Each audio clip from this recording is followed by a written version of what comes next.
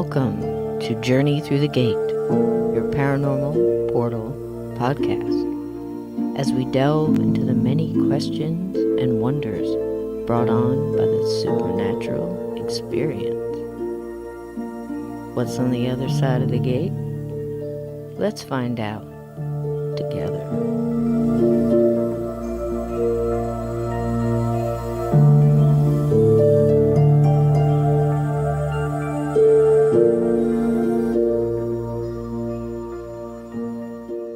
Hello, dear listeners, and welcome to This Side of the Gate. And tonight we have something just a little bit different, but intriguing nonetheless. Now, settle in, because tonight I have former criminal defense attorney and legal analyst for CNN, ESPN, and USA Today. He has written over 25 books. He is more than a respected author. He is someone I have read multiple writings of his, and I've just been absolutely flabbergasted and amazed and intrigued all at the same time. And quite a few times I've been very angry, and you're going to find out tonight why. Tonight we are going through the gate with Mr. Mark Shaw. Come in, Mark. Oh, thanks for having me. I appreciate it. Oh, it's wonderful. Now, tonight, let's tell the listeners a little bit about you. I've announced you in on all of your wonderful credentials, but tell us a little bit about you tonight. Mm-hmm. Well, my investigative reporting and what I did as an attorney, it goes back to my having begun as a public defender and then private practice with as a criminal defense lawyer, mostly all murder cases. I graduated from there into being a legal analyst for the networks, as you said, with the Mike Tyson and Kobe Bryant and O.J. Simpson cases. And so, when I got into writing, most of my books have to do with the questions of justice or injustice. A lot of them have to do with women. I'm a big women's rights advocate. And so there's a theme through my books that way, and what I try to do is to find as many facts as I can from primary sources. I don't speculate in my books, and present those stories to people. They usually have a historical bent to them, the books too, and then people can make up their own mind about what they believe, and that's true with all of the books, including the new one that I've written, Denial of Justice. Absolutely. I can totally see through your books how you've kind of gotten to where you are and what you're doing now. And that, of course, when you have a background like that, the things you say, people pay a little bit more attention to it. You demand a little bit more respect and a little bit more, not yourself, but just out of your credentials. I mean, it makes more sense. They say if a man is saying this, he must have a little bit of behind it. And I love the way you write. It's just amazing. So tonight we're here to take our listeners on a little journey. And it's one that they might very well be familiar with. And some just might have their heads just so filled with so much bunk that they don't know which way to look. And that, of course, I'm talking about the JFK assassination and all of the things that kind of spiderwebbed from that. Oh, good way to put it. Well, it's absolutely the truth. I mean, it's just like, I don't know how else to say it. I mean, so many lives have been touched, so many lives have been destroyed. And all of these things seem to blatantly keep going on right in front of the public eye, and everybody just keeps turning their head. And it's just amazing to me how this has happened. You wrote the Poison Patriarch, that book there. Now tell us a little bit about that book and why you wrote that. Well, if you don't mind, I'd like to go back one book before that, because nothing would have happened with the Poison Patriarch, and then the Reporter Too Much, and now the new book, Denial of Justice, if it hadn't been for a book called Melvin Belli, King of the Courtroom. And Melvin Belli, for those people who don't recall, was a flamboyant San Francisco attorney, a tort lawyer, represented the Rolling Stones and Muhammad Ali. He was a big deal in the mid-20th century. And I knew him because I practiced law a bit in his building, and we got to be friends. And in fact, he took me to the Major League Baseball All-Star game and all of that. And when Belli died, in 1996, I decided I wanted to write a biography about him. Mm-hmm. And so I began researching Mr. Belli's life. I knew about his legal career, but I didn't know the other side of the story, kind of the dark story about Belli, and that was, first of all, his affiliation and his affection with the Mafia. Belli liked to have people believe that he was a member of the Mafia. One of his main clients was Mickey Cohen, the Los Angeles gangster. Belli liked to go to Las Vegas and gamble a great deal and wear the black clothes and all of that. So I learned a lot about Belli that way, and during my research for that biography, I ran into a doctor friend of his in San Diego, and we started talking about Belli's habits and all of these things, and he said, well, he knew a woman named Dorothy Kilgallen. And I said, what? I said, you mean the star of What's My Line, that quiz show, that television show? He said, oh, Mr. Shaw, you don't know anything about her. She was an investigative reporter who covered, high-profile trials like the Dr. Sam Shepard case, which became The Fugitive, Lindbergh baby kidnapping, all of that. She had a syndicated column to 200 newspapers across the country. She had a radio show that was listened to by 1 million people. And she covered the Jack Ruby trial, and that's where Belli knew her from. And I said, really? He said, this doctor said, yeah, and I want to tell you what he said. It's interesting. When she died, he said, they've killed Dorothy. Now they'll go after Jack Ruby. They've killed Dorothy Kilgallen. Now they'll go after Jack Ruby. So it was that comment, Cisco, that really intrigued me and made me curious. And I wanted to know then more about Belli's affiliation with the Mafia and his representation of Jack Ruby at Jack Ruby's trial and all of that. And that's what led to the second book of the four, The Poison Patriarch, because I look at the JFK assassination a lot differently than anyone, I believe, who's ever researched it. I look at it as why Bobby Kennedy was not killed instead of why JFK was. And that changes everything when you look at it from that perspective. Because as the main prosecutor in the Jack Ruby trial told me in an interview, Bobby Kennedy had many more enemies than Jack Kennedy did. So I started looking into that, and it took me back to the 1960 presidential election. And your listeners may remember, hopefully they will, or they've read about it, that in 1960, Richard Nixon was going to be president of the United States, and instead of JFK, unless JFK carried Illinois and West Virginia, the way the electoral votes worked and everything like that.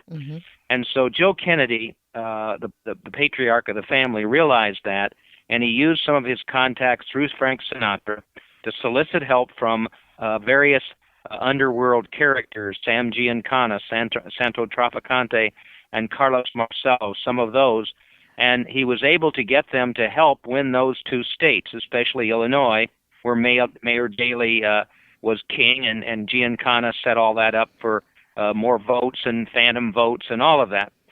So the Mafia helped JFK become president, and Joe Kennedy had promised that if they did that, then when the new administration was in office, they would leave those guys alone. Well, I had a witness in The Poison Patriarch, as you may remember, who was right there the evening that Joe Kennedy forced JFK. Joe Kennedy forced JFK to appoint Bobby Kennedy Attorney General.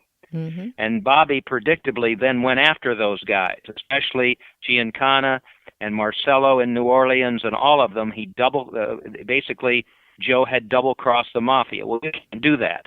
Absolutely not. And he even he did. tried to get get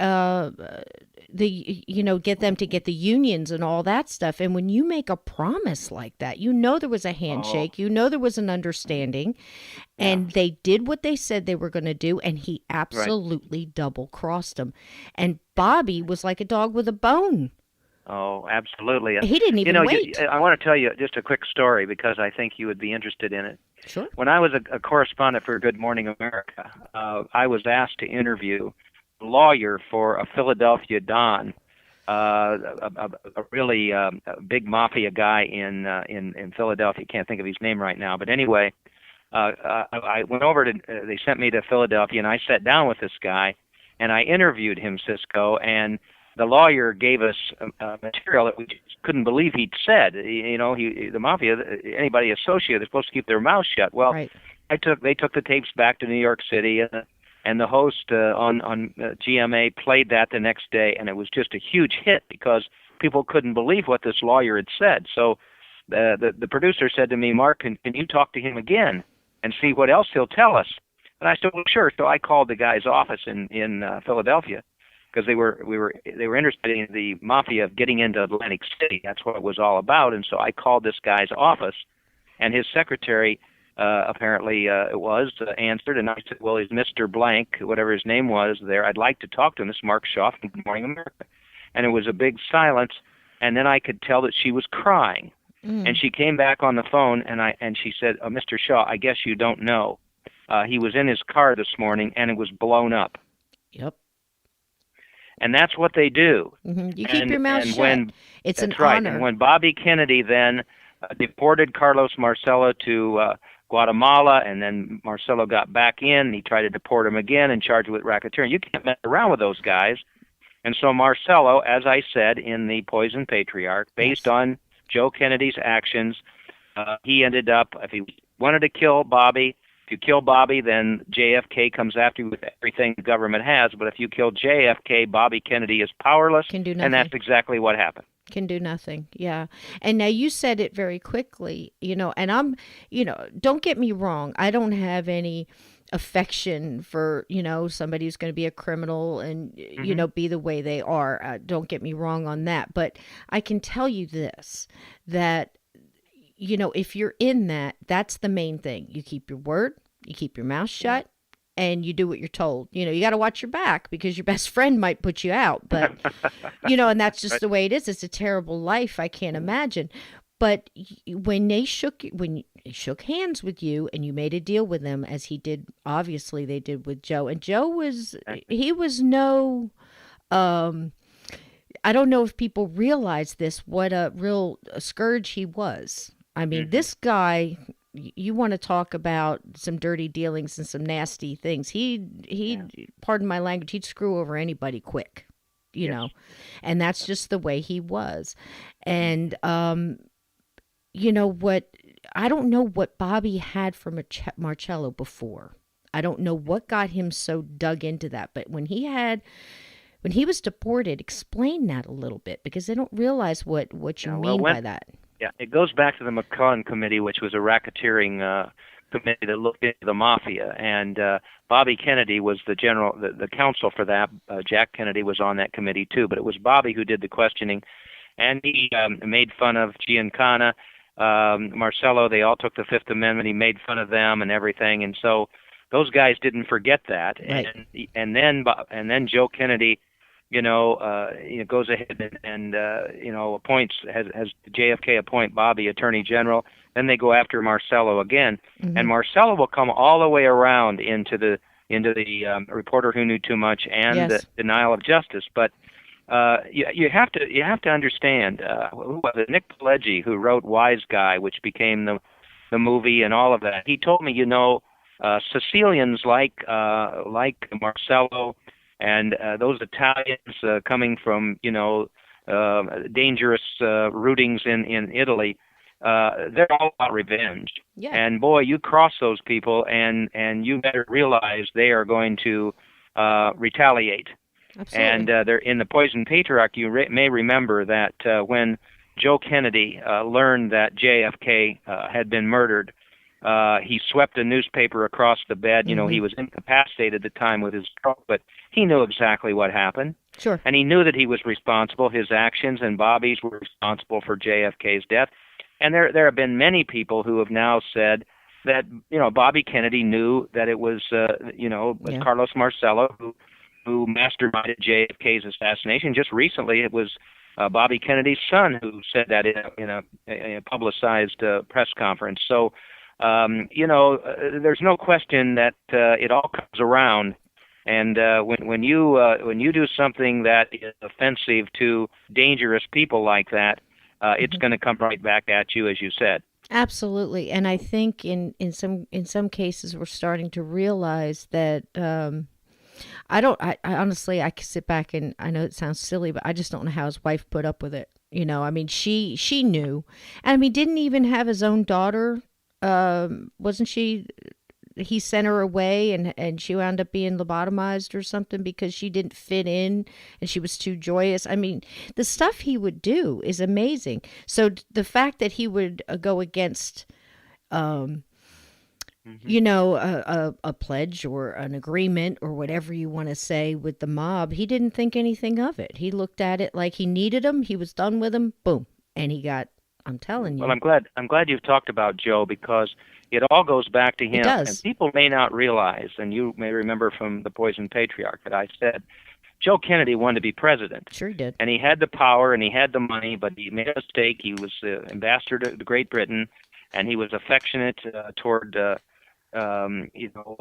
Hitler, Adolf Hitler, Mm-hmm. and appeased Hitler and made Yep. nice comments about him and all of that. So that ruined the reputation. So when he came back to the United States, he thought, well, I can't be president. If I can't be president, my son is going to be president. Joe Kennedy Jr., unfortunately, was killed in the war. Yep. So next up was Jack Kennedy. Yep. But I've said this, and some people have disagreed, but I believe it's credible to say this.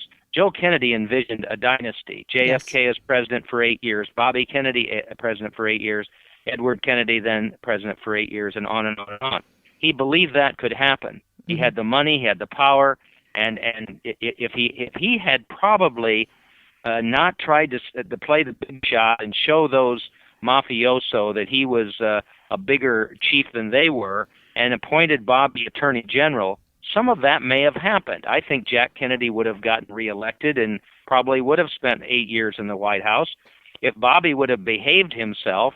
They all had the Kennedy charisma and they had the money, they had the power. That could have very well happened. But Joe Kennedy made a major mistake, and as far as I'm concerned, he's responsible for the death of John F. Kennedy. Well, I agree, and I always thought that, and I was thought it was kind of refreshing when you came out with that. I mean, I've heard it sprinkled Hmm. throughout. Like I said in the Hmm. beginning, many people just get so bogged down with Hmm. misinformation and this and that, and I'm shocked at what people believe.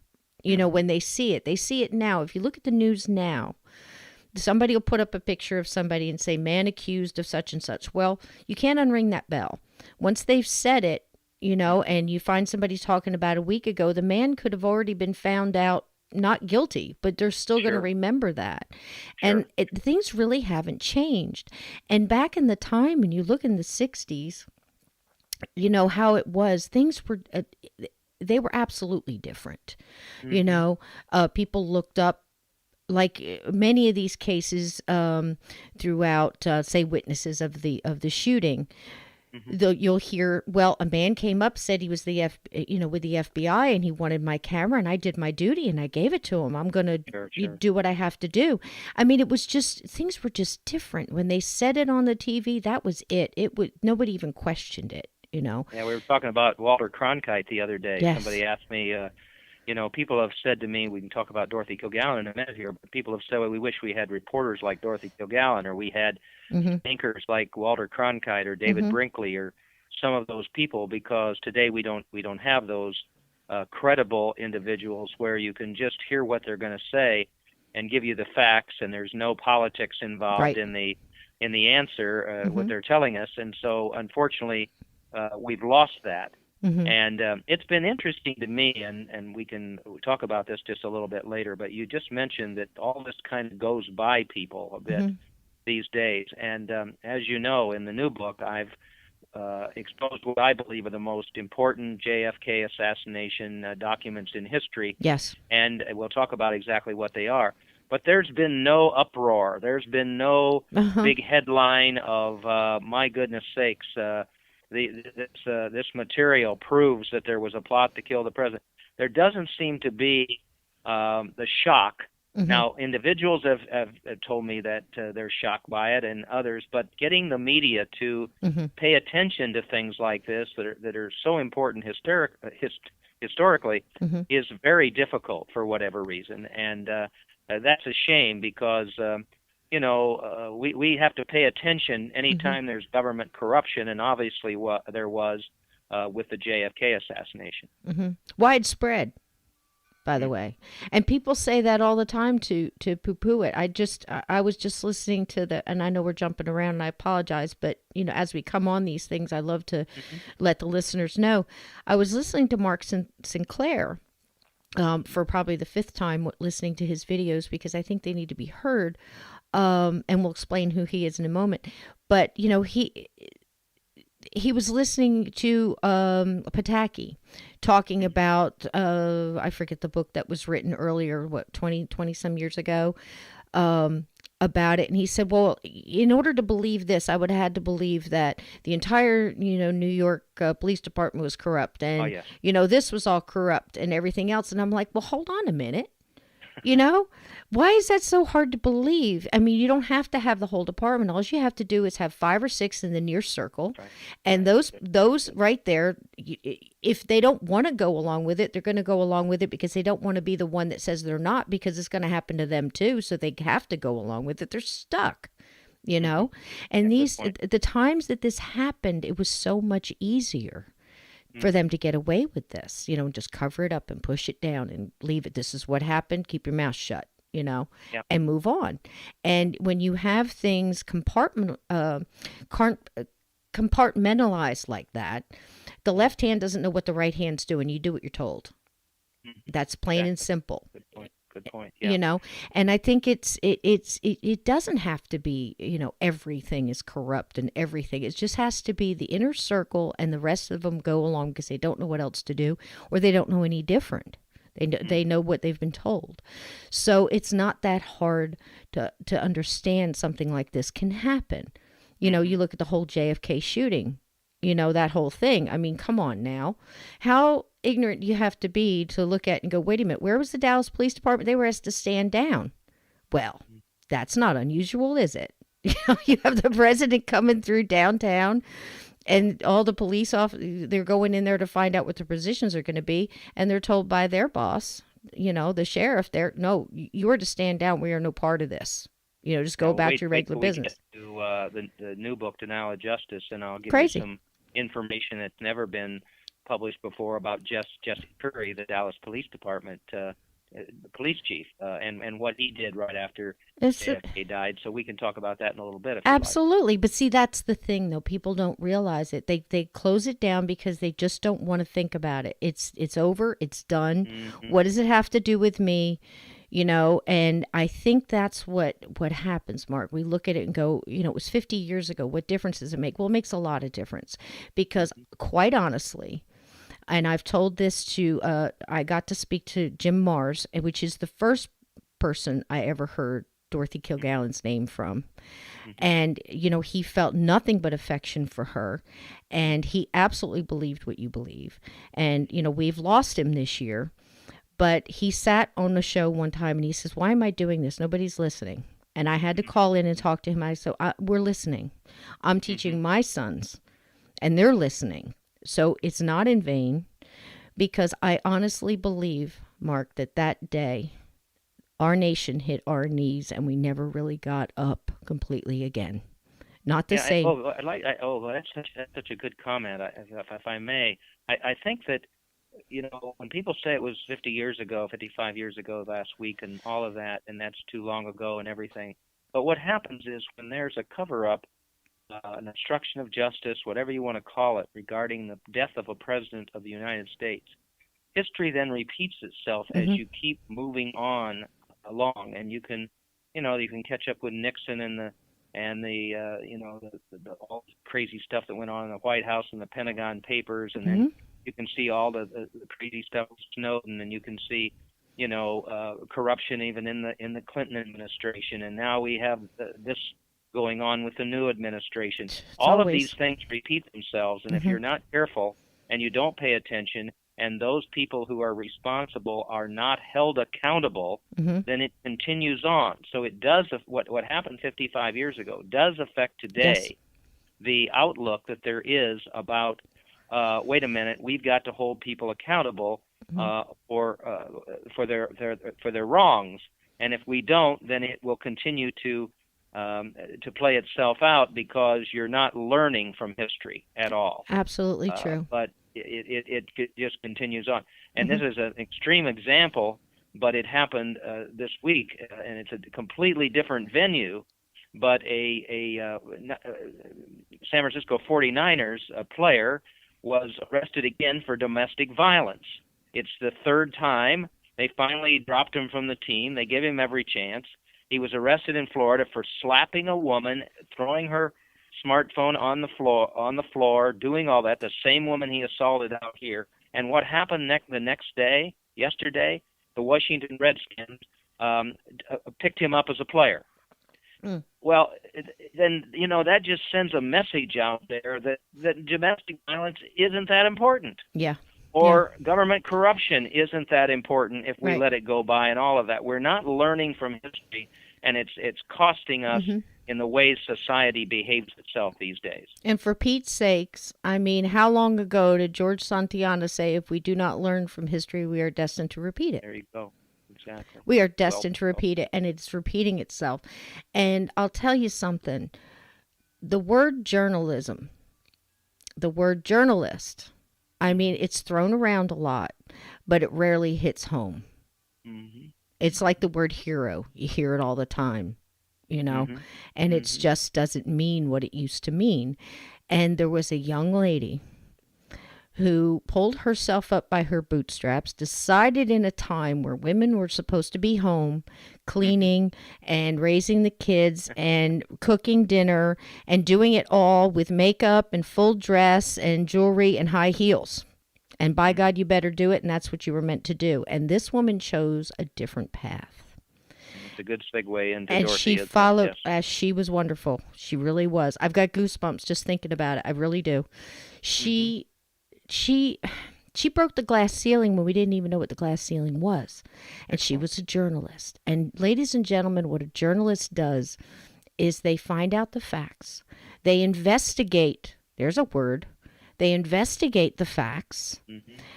Then they investigate them again. They get sources.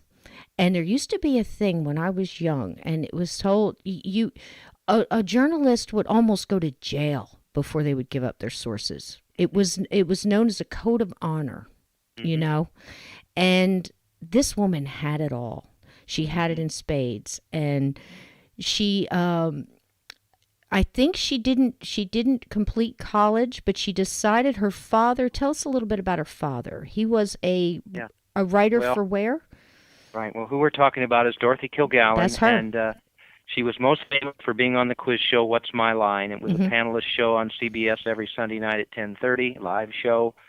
She was the star. She was kind of a prosecutor-like person as they tried to guess the occupations of regular people. The guy swallowed swords for a living, or he had a wax museum, or he was a women's football writer, which was a big deal. And so you can watch those shows up on YouTube, and you can see Dorothy in action. But the other part of her life, she was a college dropout. She never even made it through the first semester of college. And that was because of the influence by her father, Jim Kilgallen. He was a remarkable reporter. The family was born in Chicago, but with roots back to Ireland. And in fact, in the new book, Denial of Justice, I have a photograph of Dorothy's great-grandparents and the Kilgallen house in Ireland. But Jim Kilgallen was very well respected. He was a man of the truth, just like you're talking about what journalists should be. Went out and got the facts and then presented those in an objective way for people to make up their own mind. But Dorothy fell in love with the newspaper business. And one fall, just as she was getting into college, her dad talked the editor at the New York Journal-American, which was a big paper at the time, to giving her an internship. And she came in there, and boy, she just took off. Right. And she spent her time writing stories, rewriting stories, learning it. She didn't have any training. Like you said, she had the gender obstacles to overcome and all of that.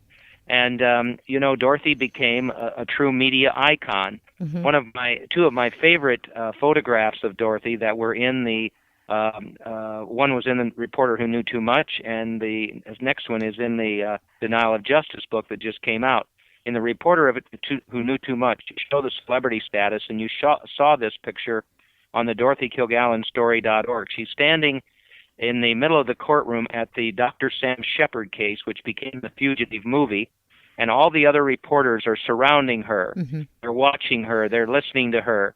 She had the respect of all those people at that trial. And about the same time, there's a photograph in the new book of Dorothy with the legendary actress Betty Davis at Warner Brothers. And that is just 4 years after Dorothy was a college dropout. Mm-hmm. You have to think how quickly she ascended to stardom and became what the New York Post said was the most powerful female voice in America. Absolutely. That's how big she was. And it was hard, Mark. I mean, we have to emphasize the fact to the listeners, it wasn't like today. Today it's hard. I mean, I was in the Army. I was in one of the first all-female companies in Fort Dix, and that was in the 80s. And they were treating females then like they didn't know what to do with us. They just kept thinking that they'll never be able to pass the stuff we're giving them. And then we kept passing it, and they kept moving. They kept moving the bar. And I can't imagine. And I watched my own mother in the 60s be a single mother and have to go to work and do things, 20, 30 times better just to get half of the recognition. So I understand the time that she was doing this, and it was miraculous what she did. And she did it with grace, and she did it with honor, and she did it with style.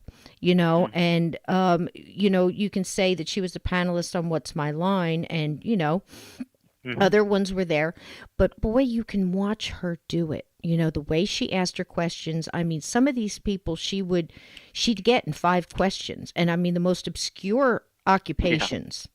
She was, I want to say she was a pit bull, but that doesn't give a very good visual. She was very much, like you said, a prosecutor. She also wrote what some people call like a social column, who's in the now, what's going on Broadway, who's in what movies, what star is in town, what's going on. Right. She wrote that. And then I can almost imagine her sitting there just hungering for the good stuff, the meaty stuff. Give me something harder. And I think that's what drove her to some of these crime the trials. And I think they probably let her in at first thinking, oh, what is she going to do with it? And she kept surprising them because she was good. She was good. Yeah, she was fantastic with her wording.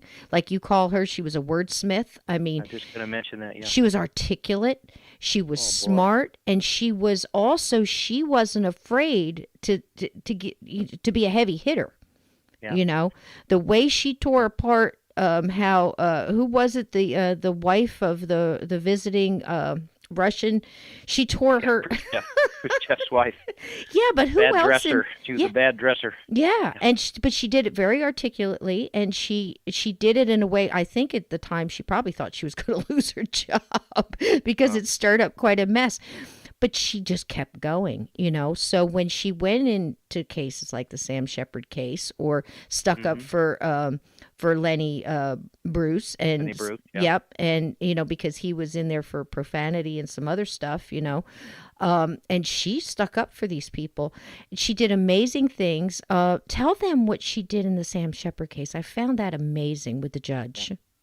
Do you mind? It's interesting because what you were trying to put a label on Dorothy isn't the easiest thing to do. But not easy. As you know, the reporter knew too much. I was very blessed to become a bestseller, and the movie rights were optioned. And the other day, I was talking to one of the producers of the film, and he said, we decided Dorothy was feisty.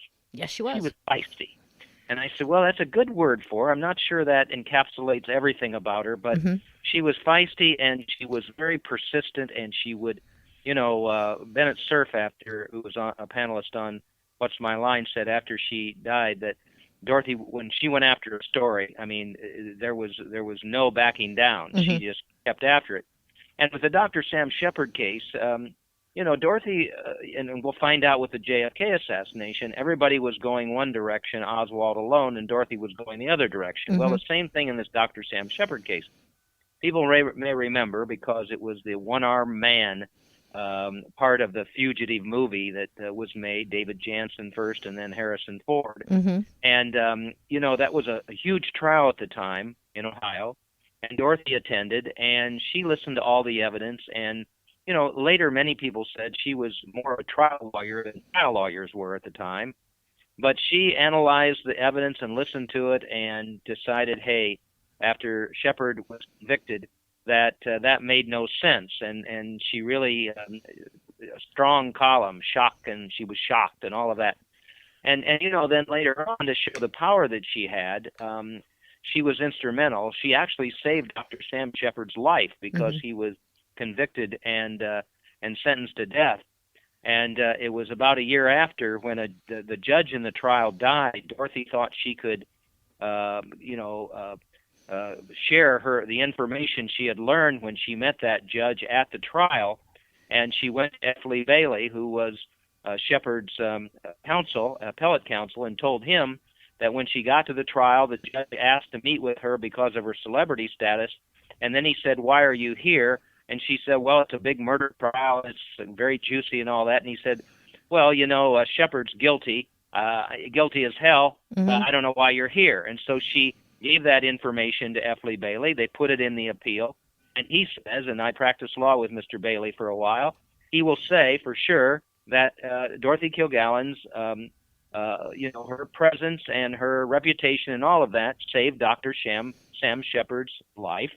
And, later on there was another trial of Shepard, and he was acquitted on DNA evidence, which means an innocent man would have been killed if it hadn't been for Dorothy Kilgallen. Absolutely. And on top of that, she even waited, the judge passed.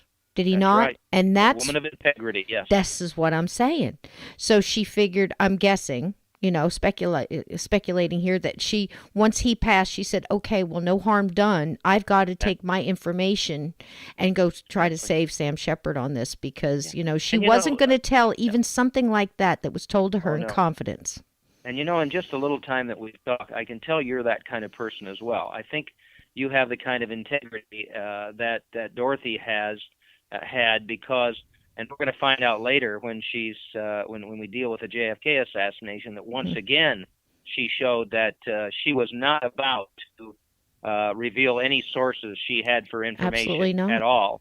Absolutely not. And that integrity is why so many people have said to me, boy, we wish we had reporters like Dorothy now. Well, this is also, I'm saying, wouldn't you just love to, you could go through 200 or 300 of them and not hit one. I mean, it's just, and again, I can't emphasize the fact, I'm sitting here looking at a date right now. This is in the 60s. And I know it's hard for younger, listeners to understand how hard it was for women to achieve these kind of things. Of course, there were people that did things, but it wasn't easy. And she did it with grace, and she did it, oh gosh, her intelligence was amazing. If you just watch some of those shows on What's My Line, but she was also, she knew what the readers wanted. She knew what the public wanted. I don't know if we mentioned too that she also had a radio show in the morning done from her home. With her husband, which was just, I forget what it was called off the top of my head, but Dorothy and Dick. Dorothy and Dick. And it was from their home, and she was just lovely the way she did it. And she said, I'm sure the listeners would love to know what my guest is wearing today, because back then everything was about the outfits you were wearing, and that's what they did on What's My Line too. They dressed to the nines. They wore the best jewelry, and that was the whole deal. You had to present yourself formal. That's the kind of world it was. And she also had to surround herself with these people. You don't get up in the morning and look like that. You have to, when you're a social person, you have to be dressed. You have to have your hair done. You have to have your makeup done. And that's why one of her friends, her confidant, was Mark Sinclair, and that was one of her hairdressers. Well, he wasn't just a hairdresser. He was a friend. And one of her two closest friends. Yes, exactly. And I can remember back when, again, going back to the time, everybody said only your hairdresser knows for sure. And that was, do you know what I'm talking about? That was that kind of double entendre there that had, well, yes, he knows for sure whether you're dyeing your hair or not, but he also knows your innermost secrets, because that's when you talk. That's when you let it all down. Trusted him, And that's absolutely what I thought about when I thought, when we started to see Mark. Now, tell the listeners where they can see some of this. This is on the DorothyKilgallen.org, is it not? It is, and just going back for a minute, when you talk about the radio show, there's a great photograph that's never been seen in the new book, Denial of Justice, and it's the family sitting around the kitchen table on the radio, and you have Dorothy, of course, her husband Richard Calmer, Jill and Carrie, the two youngest children, their parrot, and the butler, James Clement, is also around there. Oh, he's in there. Okay. So all those people are around the table. I'm not sure if James is in that one, but they're all there. And that show was listened to by 1 million people every day in New York City. It was a huge hit on WOR. And when you then those kinds of things, and the photographs and different things about Dorothy, all of the quotes about her and the interviews and her columns about the JFK assassination, which we'll talk about, are all up on the DorothyKilgallenStory.org. And so many people have gone there. We have many images in the Reporter Who Knew Too Much, but I've got about 40 new images in the new book, Denial of Justice, and I can tell you why I ended up writing that new book. But we want people to be able to go to a certain site and see Dorothy in action. And then, of course, you can go into YouTube and you can watch all the shows. Right. And it's amazing. It was such an intelligent type of a quiz show. It was. And I'll tell you, Dorothy was on the ball. She had a real knack for just taking a question or two and figuring out what the occupation was.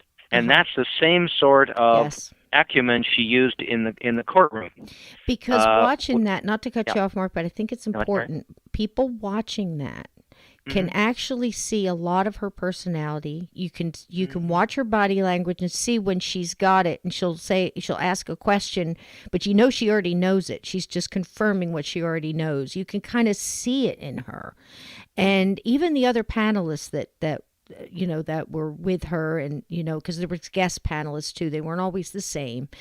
They had nothing but affection for her, and they looked up to her in that way, and they knew most of the time she was going to get it, and they were kind of trying to beat her at the game, but it was hard. And you can kind of see that, and you can imagine that same woman sitting in the front row of a criminal trial doing the same doggone thing she was doing on that show. Yeah, one of the interesting things is, I think it was the Dr. Sam Shepard case. Dorothy had written and she was such a good wordsmith, of course, and she had written about that in a column, and it almost had to do with how she felt like that the defense had not used the proper language and whatever to defend Shepard, and it was in a column, and then the next day she listened to the final argument by Shepard's lawyer, and it almost was exactly what she had written. So she was looked up to by a lot of people. Yeah. Oh yeah, and she was sharp that way, and I think she would have made an awful good courtroom lawyer. That's for sure. Yeah, I believe so too. And let me just tell you one anecdote there that you'll love. In the new book, In Denial of Justice, that came out on the 20th. There's a interview with a New York radio host that I don't think has ever been published before. I had somebody at Syracuse University found it for me in their archives, and this host has on Richard Calmer, who was Dorothy's husband, and we can talk about the problems with that marriage and his alcoholism and everything, but he's on the air, and he's talking about Dorothy and how much she loved to go to trials, and she would be so frustrated with the prosecutor and the defense attorney and everything, and he said, and she can't even watch Perry Mason because she gets so upset that she starts throwing things at the screen because she knows they're not factual, and that couldn't have happened, and all of that. So she was such a stickler for the truth. She was that even a show like that bothered her. And for justice, Mark. And that's the thing that gets me, because you can go through these columns, and I've tried to read some of them, and the way she picked apart, like you're saying, and rightfully so. I mean, I kind of do the same thing when I'm watching it. I'm like, what do you do? That's ridiculous. And they've lost me already because they're trying to pull the wool over our eyes or something. And she would do the same thing. And one of the most famous cases she did on that was Marilyn Monroe. And that one kind of broke my heart a little because I really think there was more to that. I don't know if you've looked at it the same way, but it almost seemed like she was pushed to kind of do it. And then a couple of days later, Marilyn Monroe is dead because she wrote the article about somebody, I think she was talking about Bobby. Other people thought she was talking about JFK's having an affair basically with Marilyn Monroe. And then a couple of days later, Marilyn is dead. And I don't know whether that was done to try to give a reason. I don't know. There's something very sticky going on there. I don't like it. It's not adding up here. It's just too convenient. And on the same token, she's writing this and she's going over the crime scene. And she's saying, okay, this doesn't add up. Why was Marilyn's door locked if she just wanted to go to sleep? She never locked her door. Why was her bedroom so messy and her house so messy? If this was her housekeeper, why wasn't she doing her job? Everything just didn't add up to her. And it didn't add up to me either, or many other people that have, read about the Marilyn Monroe supposed suicide. And another thing that got me, she said, why was the light on? If you're trying to go to sleep, don't most people go to sleep better in the dark? Why was her light left on if she was trying to go to sleep? And Dorothy's light was left on when they found her. Well, the thing with Dorothy was that, and this is something that I was able to notice more and more, and you certainly have as well. My background as a criminal defense lawyer, you always look for the little things in a case that didn't fit, the parts of the puzzle that didn't fit. And you just mentioned 3 or 4 things with Marilyn's death that many other people may have overlooked or whatever, but Dorothy was looking for those little things that didn't make sense, and she'll do that with the JFK assassination. We talk about that in a little bit. Absolutely. She was always she was very curious, and if something didn't make sense, then she didn't forget about it. She went ahead and really looked into it. I think the frustration that Dorothy had frustration though over Marilyn Monroe's death, and I'll tell you why. Many people have asked me, is there a connection between Dorothy and Marilyn's death? Well, certainly there's a connection between the two women. They were friends, although in the new book I have some comments by Marilyn about Dorothy that aren't as nice as people would think, but they were friends. They both had an obsession about UFOs that they shared with JFK. That's in the new book as well. True, yes. So there were connections between them, but I've never been able to connect the two deaths. And I truly feel that Dorothy was frustrated by Marilyn's death, and here's why. In Dorothy's death, you can look at substantial primary source evidence that isn't complicated. Dorothy was found, and we can talk about how this happened, but she was found in a bedroom she didn't sleep in. Yes. In a bed she never slept in, with her makeup, eyelashes, and hairpiece on, didn't have the same clothes she wore to bed. There wasn't the crime scene itself had been kept pretty much intact. The problem with Marilyn's death, and I think this frustrated Dorothy, was that when they got there, so many people traipsed through that bedroom. Yes. The whole thing was a mess. They moved things. They moved Marilyn. They moved drugs. They did all these things, and so it became a contaminated death scene, and that was why it was so difficult for the police when they actually finally investigated to come to too many conclusions that way. And that would have frustrated somebody like Dorothy, because it was tough for her then to look into that case and come up with any conclusions that she thought were worthy. Absolutely. And one of the biggest things that bothered her is, why did the first doctor have to summon a second doctor to find out that Marilyn was dead? Didn't he? What kind of a doctor was he? They didn't know she was dead? Nobody over there and controlled everything. No. Yeah, well, that's just it. And all these things didn't add up to her, and they still don't add up to us all these years later, and that was with Marilyn. Now, I think it's important for the listeners to know a little bit we know about her professional life, and even the fact we didn't even mention that she had her hand in some movies and even was in one. I mean, she was doing so many things that she could possibly do. Now, all while being a fantastic mother. She cared and loved her children greatly. She was terrific at that. And she met Richard Colmar. Now, was he not a producer of plays and things? So you have to remember, she lived in Manhattan in New York, and it was just a booming town at the time, and so many things happening. And they got together, and he was fairly good at what he was doing. He was making it at the time, and then he kind of fell on hard times, did he not? The plays weren't doing so well, and he was losing track. Now you think about this as a kind of what I call the Ricky and Lucy syndrome. Lucille Ball was so you know where I'm going, right? Lucille Ball was just fantastic, and she was doing all these things too, and around the same time Dorothy was, and she was producer, and she was the hit of the show, and she was helping write the show and all the slapstick and the humor, and then she was just this fantastic glamorous woman, and mother too. And Ricky kind of lost it because he was tired of being Mr. Lucille Ball, and I've kind of got the same feeling that Richard Colmar was feeling the same. Yeah. Well, there's in my books, I have warts and all. I don't only show one side of the subject that I'm speaking about, whoever it's been. And with Dorothy, there was a side to her that people needed to know about. She was this remarkable woman, this media icon. What she achieved was absolutely amazing in her profession. But her private life was a mess. Yes. She had the 3 kids. And she was married to Richard Colmar. He was a successful Broadway producer when she met him. But he got tired, just like you said Desi did. He got tired of being Mr. Kilgallen because she was such a huge star. Yes.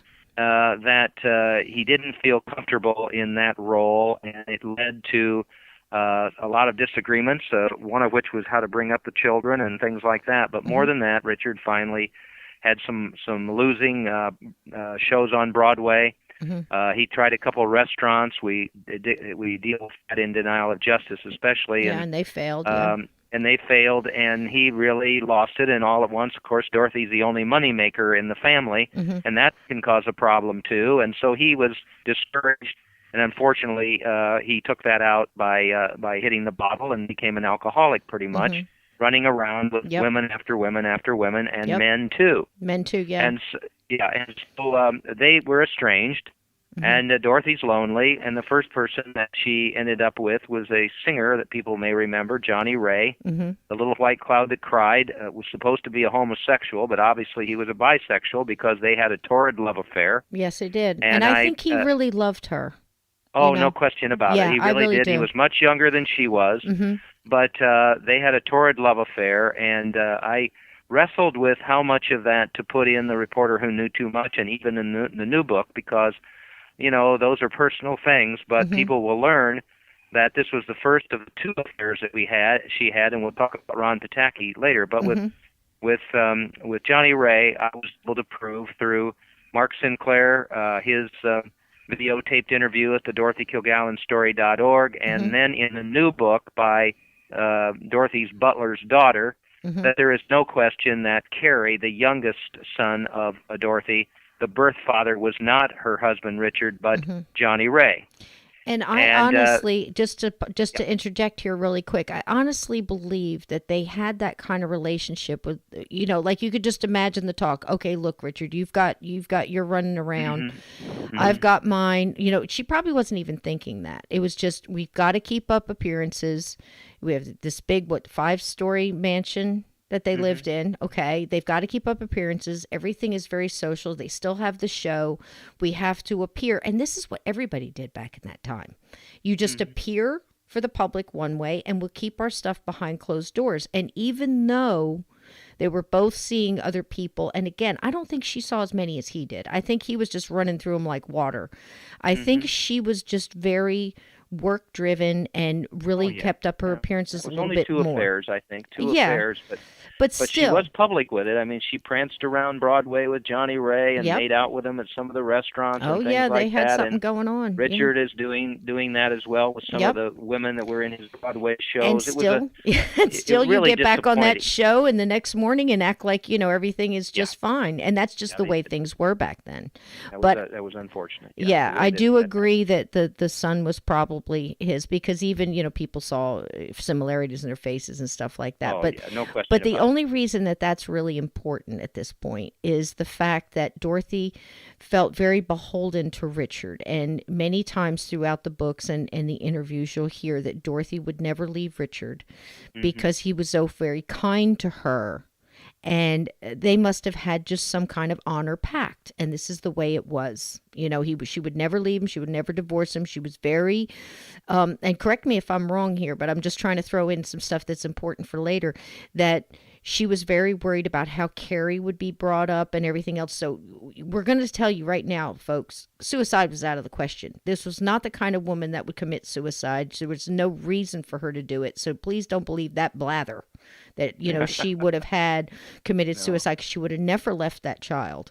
No, but with Richard, you have to remember one thing that's important, because both The Reporter Who Knew Too Much and Denial of Justice, the new book, they're crime murder mysteries. So you've got several suspects. Right. And we can talk about Frank Sinatra in a minute. And you've got Richard Calmer, and you've got J. Edgar Hoover, and you've got Carlos Marcello, and you've got this Ron Pataki we'll talk about.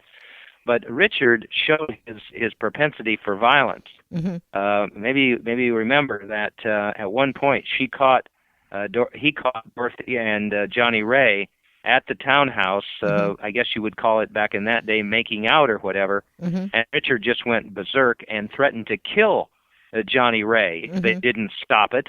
And she did for a while, and then she ended up going back with Johnny Ray. But Richard had real motive to have eliminated his wife if he wanted to, and so that's why he's one of the suspects in her death in both of the books. I would say that that's fair, but I have other reasons to believe that, I don't think he could have gone through it. I don't know. I mean, you never know. Remember, though, just a second. Remember, though, at Dorothy's funeral, and we can talk about the mom. what happened leading up to that. Yes, Dorothy's mother said, pointed at Richard and said, "I know you killed my daughter, and I will prove it." So, and there's some new evidence in the new book of Jill, the daughter, having suspicions that way, and what happened after Dorothy's death and all that. So we can't discount. What I say in the book is Richard either could. We're going to show that Dorothy was poisoned with barbiturates. She didn't die accidentally. And he had some Richard of those, could have done that either accidentally or accidentally on purpose. Because he actually had one of the barbiturates in his medicine cabinet, did he not? He basically had the one that is the strongest, pretty much, other than Tulinol. His son said he had a stash of them. So, it's very possible. I just think that Richard probably would have known that she needed her reading glasses to read, unless he just got so caught up he forgot. Weren't, as people want to know, those were not at this staged death scene, and of course there was no investigation of her death way back then. We should. People probably saying, Mark, why Dorothy Kilgallen? How'd you get involved in this? And I told you how I heard first about her, but from Melvin Belli. People may think that I'm a little bit loony and the white coat should come, but I want people to know that I felt Dorothy's presence. I felt her wanting me to write her story. She's guided me all along from the hereafter to new evidence and new material about her, and I could have never done this without Dorothy, without her help. And so I think she chose me to write her story and become her voice and bring her back to life and all of that. And a lot of this material we're talking about would have never been possible if she hadn't guided me along to certain information and things like that was important in her story.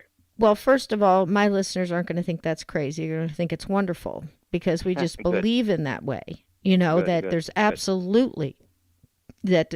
I think it's not only possible, I think it's probable that she did. And it's quite possible that she's doing it. I just can't see Dorothy doing it for her. You know what I mean? Like, maybe she wants to do it just to get her name clear because her kids are still alive. I don't know, but I can see something like that, pushing her forward to do something like that. But she really did, you fell on some of these things that really opened a lot of doors for you that you would have never came across. No question about it. No question about it. And I think that's just amazing.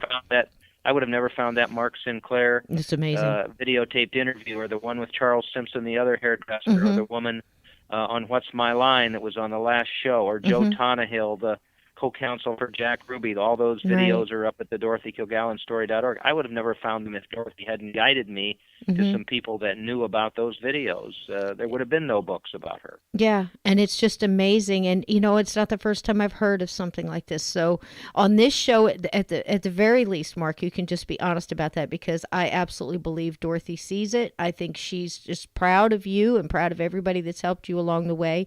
And for somebody who sought justice for so many people, the fact that she's got none, it just blows my mind. I mean, well, I'm not surprised, but I'm appalled by it. Let's just put it that way. And there were so many involved in this JFK. So we were talking about Richard Colmar, and, quite possibly he could have been. But she did say that she would not divorce him. She would not leave him because he had been so kind to her. So that's a little bit about her home life. But she was worried about Carrie, remember? Absolutely. And she thought that Richard wouldn't take care of Carrie, and that's why it's so logical to believe that she knew he was Johnny Ray's son, and Richard knew it was Johnny Ray's son. I believe In fact, right before she died, she was going to change her will so that Carrie would have more, coming to him than the other two children.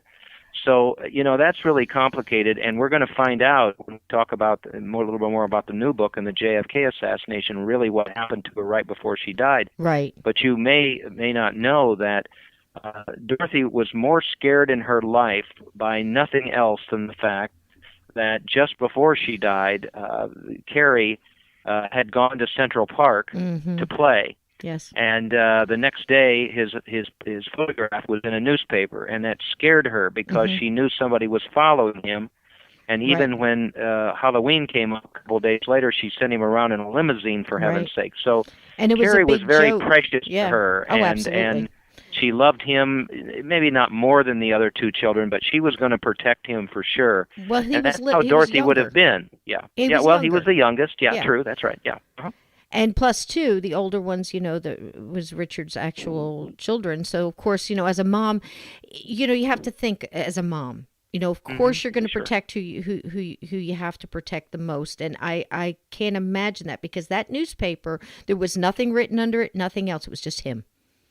Now, if that isn't a message, Now, the reason she was getting messages, of course, now is because she decided that she was going to cover the Jack Ruby trial. Now, for the listeners who don't, I can't imagine where you've been in a box, but anyway, here we go. John F. Kennedy is shot in Dallas. Yeah. Okay. Now, everything that happened around them, we're going to try real hard not to have this spider web. We're going to hang on real tight and make sure we get, because we could go in any direction right now for hours. But basically, everybody is trying to say that Oswald is a single shooter. Now, I'm going to say this, bunk. I never believed it, and many people I know never believed that. That's the most absolutely ridiculous thing, whether you want to talk about multiple shooters, the grassy knoll, the number of bullets. Come on now. But there that is. Jack Ruby, Oswald is arrested, obviously, and held. Okay. Now, here's where Jack Ruby comes in. Jack Ruby, tell us a little bit about Jack Ruby. He owned and operated what? Right. Okay. Let's make sure, though, that we understand. For Dorothy, the JFK assassination, first of all, was personal, and I'll tell you why in just a second. The second thing is that the reason there is the subtitle to the new book, it's Denial of Justice, Dorothy Kilgallen, Abuse of Power, and the Most Compelling JFK Assassination in History. And the reason it is because unlike me, unlike all the authors, all the so-called experts that have written about the JFK assassination, we weren't there. Dorothy Kilgallen was. She was at the Jack Ruby trial. And the reason she went was personal, and we need to hit that. She took little Carrie, her beloved little son, to the White House, and Pierre Salinger set up a meeting with JFK, and he came in the library, and he just was so kind to Carrie. He looked at the letters that Carrie had brought with his third grade class. He gave him a PT 109 pen. He just was so gracious, and Dorothy never forgot that. And so when JFK died, she looked at, first of all, she was appalled and cried and everything when he did. But when Jack Ruby shot Lee Harvey Oswald, her hair raised on the back of her neck, and she said, something's wrong here. Mm-hmm. And she ended up going to Dallas. She first of all talked to Dallas police officers and Jesse Curry, and in the new book there's actually a little autobiography by Jesse Curry where he admits that the first thing he did when he heard the shots was send officers not to the book depository but to the overpass, and Dorothy knew all that. Mm-hmm. And so then she sits in the front row as a celebrity journalist at the Jack Ruby trial. She listens to the testimony that we are going to go over in just a minute so Mm-hmm. that I can tell you the revelations that are so shocking that They're I found amazing. in the Jack Ruby trial transcripts. They're amazing. But she listened to all of that, and then she was the only reporter at that trial to interview Jack Ruby. She then exposed his testimony before the Warren Commission. She was all over Jack Ruby because she believed Lee Harvey Oswald was kind of a confusing mess out there, and you're never going to prove all these things about him. But she could focus on Ruby Mm-hmm. and his actions. Mm-hmm. And that's what led her to believe, just before she died, that she had everything put together. She had solved the assassination. She was going to put it in a book for Random House, and that's the reason that she was killed. Mm-hmm. But let's go over that material in the transcripts, if we may. Absolutely. Well, you got to set the stage here, and I want people to know the listeners to your show are important to me, as they are to you, and the reason they're important to me, I would have never written either book if I hadn't gotten a lot of tips from listeners and readers of the books, especially the new one. Mm-hmm. And so anybody out there that listens to this show, if they have information for me, please get in touch with me or you. And that is so important, and I'll tell you why, because there's a lawyer down in Fresno who bought The Reporter Who Knew Too Much, called me and said, I bought it at 5, I read it before I went to bed, and I have something you need to look at. And he told me it was a copy of the Jack Ruby trial transcripts. Wow. And he said, Mr. Shaw, I'm going to send those to you, and he did. They were 2,000 pages long. When you stack them up, it's about 1.5 feet. And I started through those, Cisco, and I was just shocked as I did because I found material in there that people need to know about so that they can once and for all realize there was a plot to kill the president. It wasn't Oswald alone. The first one is that there's testimony there from witnesses, credible witness, that Jack Ruby actually watched the assassination take place from the Dallas Morning News offices out a window facing Dealey Plaza. A witness testifies to that. Mm-hmm. That means he had to know about the assassination before it happened. Right. And I have now taken and I don't know if the publisher is very happy or not, but I have taken excerpts from the new book. We have all of the excerpts of the Jack Ruby trial in there, and they are now posted on my website, markshawbooks.com, where everybody can take a look at them. Mm-hmm. And when they come to this one, they are just going to be shocked beyond belief, because it basically shows it's chapter 15, and it has a witness who owned a parking lot right across from Jack Ruby's Carousel Club that you talked about, the strip joint. Right. And the guy testifies, hallmark the fact that Ruby always parked his car there and had done so for 3 years. Mm-hmm. And then he's asked about Ruby's actions the day before he shot Oswald. And Ruby had come over to use a pay telephone, and this guy says that Ruby was inquiring about when Oswald was going to be transferred. And then he says that he listened, and the next thing that happened, some conversation between Ruby and whoever he was talking to, and the question is, now did Ruby say anything with regard to whether or not he might be there when Oswald was going to be transferred? What did he say about that? Mm-hmm. And the guy testifies he told the viewer he was talking to that he would be there. Mm-hmm. He would be there, yes, which means Ruby said, I will be there. Correct. Well, this is amazing because, as you know, Ruby always said that he just happened on the Dallas Police Department basement, that he just happened to go inside, that Oswald Mm-hmm. happened to be there. Mm-hmm. Not only does he say, I will be there, he admits that he acted like a reporter with a Yes. pencil and notebook to get in there, and that he used his friends in the Dallas Police Department to gain access so he could kill Oswald. Well, obviously, Absolutely. Dorothy listened to all of that. She knew the connection between Oswald and Ruby, and she knew there was a plot to kill the president. I would really urge your listeners to go read those transcripts themselves. They can make up their own mind, but Dorothy knew then there was a plot to kill JFK. Of course she did. I mean, she couldn't even watch Perry Mason without going crazy if they made a mistake. Of course she was going to pick up on that. Who wouldn't? Now, just for the listeners, the Carousel Club, a little bit about Jack Ruby. Jack Ruby was I can get it man. Because he always, I think he never quite got to the stature he wanted to be. I don't think he knew whether he wanted to be a police officer or he wanted to be in the mob or both. Good. But he was kind of trying to please both sides, and he just wanted that attention. He liked to gamble. He liked to be in the limelight, just like all these people, wear the suits and be more than he was. He was that kind of guy. And, this Carousel Club, it's become famous now, of course, because of him. But, people went in there. It's a strip club. It was a dingy little strip club. But the guys went in there to be guys and drink and talk and smoke their cigars. And, he wanted to be a part of that. Now, from what I understand, of course, this could be not true, but he owed money. He liked to gamble. He owed about $34,000, which was a lot of money back then. And it's a very good possibility that or some other reason, look, Jack, you go in there and do this, you be one of the guys, whatever, we'll get you out. You'll be in there, you'll be out. You know how they say. He had a lot of connections. He knew most of the police officers that were there in downtown, to the point of when his brother walked through with him, everybody was, hi, Jack, how you doing? He was so impressed. Good. He was so impressed because everybody knew Jack. And that was go walking through the Dallas Police Department. So it was not unusual. They knew him. They knew him by sight. That's number one. Number two, he was also the place where he watched through the window, which was right across the street from the school book depository. In the transcripts, the gentleman, the witness, describes the fact that you could see everything, almost the whole building, I believe he says, from where Jack was sitting. And Jack was kind of pretending to write up an advertisement for the club to go in the paper. The guy left. He gives the times.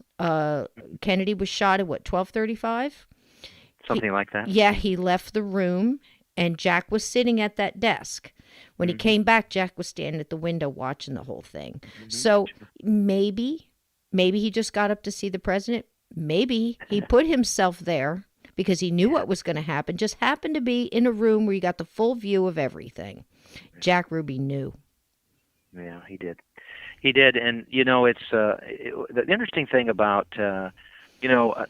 when people have asked me, all right, you had the reporter knew too much, very successful, why'd you write the new one? Well, I found new information about Dorothy's death. I found new information about the main suspect in her death. I found the fact that this investigation we'll talk about by the DA last year in New York City was bogus. But I found these incredible documents, the Jack Ruby trial transcripts. Now, you can argue with what you say and what I say and what everybody else wants to say about this. But this is concrete, credible evidence from the trial with sworn witnesses and all of that. And nobody should be able to argue with what's in here because this is solid proof that there was a plot to kill the president. And you talked about Ruby. The first visitor to the jail was one of Carlos Marcello, the Mafia Don's underlings there in Dallas. We've proven in the new book that Melvin Belli, who represented Jack Ruby, obviously knew about the assassination before it took place because I found a witness who, when Belli was told that Oswald was killed, said, now I'll have to represent Jack Ruby. So he already knew. Knew about it. Belli knew about it, was on standby. If somebody was going to be arrested, then Ruby could take care of them. And Dorothy just saw this in many ways as a standard mafia hit. What happens? Marcello masterminds the assassination of JFK instead of Bobby.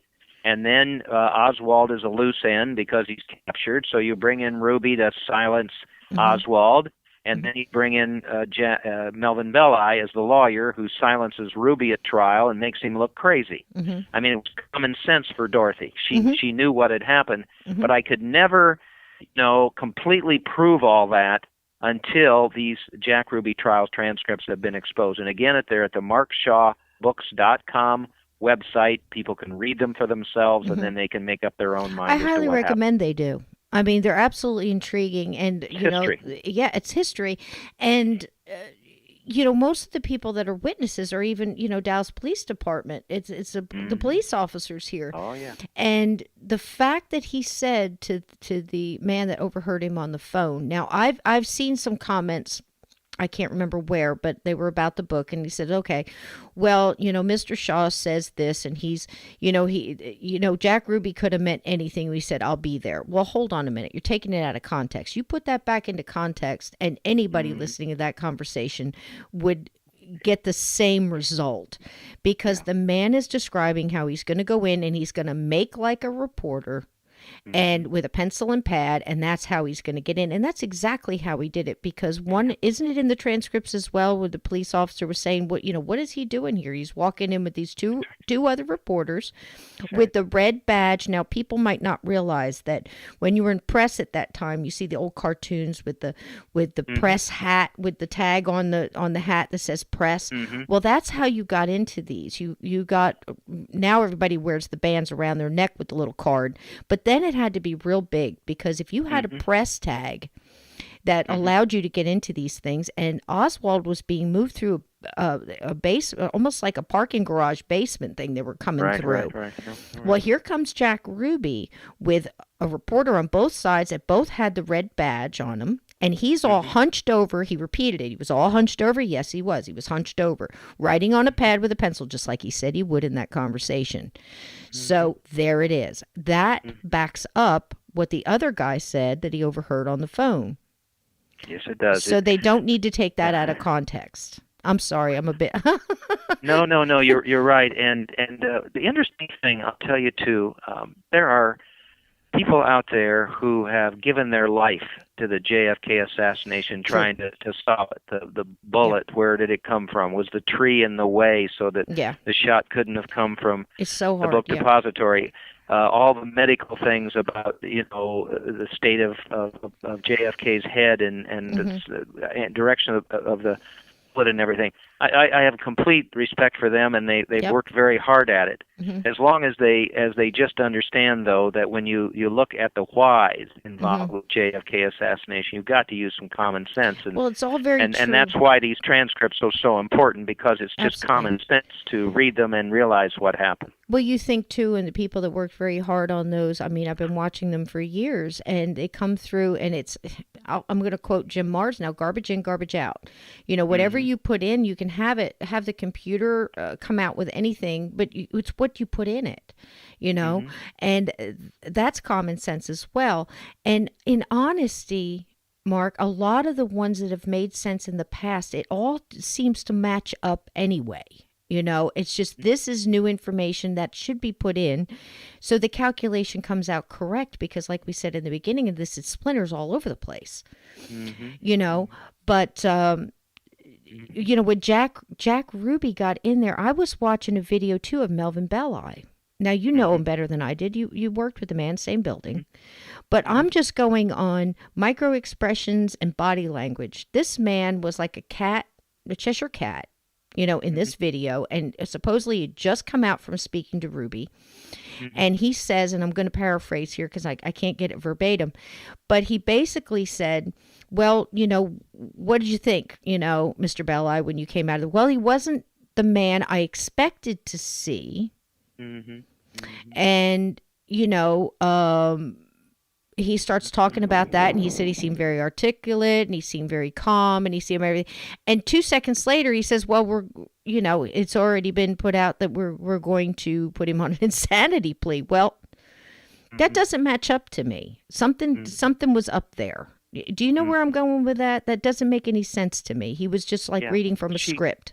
Dorothy was very suspicious of Belli, I think, right from the beginning. She Me too. knew of him being a blowhard and all of that. And there's a new column in the Denial of Justice book right at the beginning called "Ruby Stars the Last" that Dorothy wrote, that we uncovered actually at the Lincoln Center in New York City, I think.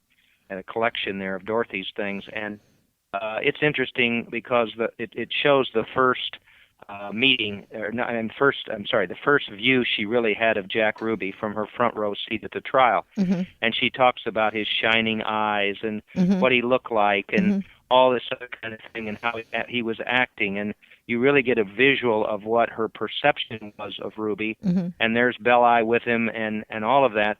And I think she, at that particular point, I think she began to feel in some ways sorry for Ruby. I Mm-hmm. think she knew that he had been used, Yes. that he had been, ordered or Mm-hmm. whatever to take care of Oswald, Mm-hmm. and now he was being represented by a lawyer who was probably going to throw it like a punch-drunk fighter, to not give Ruby a fair trial, which Mm-hmm. Melvin Belli did not do in that Correct. particular case. So Correct. she felt some sorrow for him. Mm-hmm. Then she was able to interview him, and Mm-hmm. she kept notes of what she found out.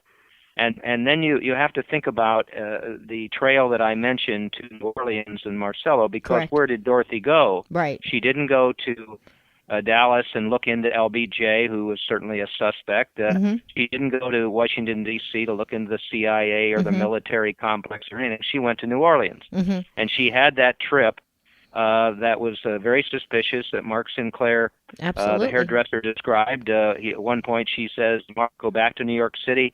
Don't tell anybody you were here and don't ask any more questions. Absolutely. Because she really had connected Oswald, Ruby, and Marcello, and she was going to put that in the new book.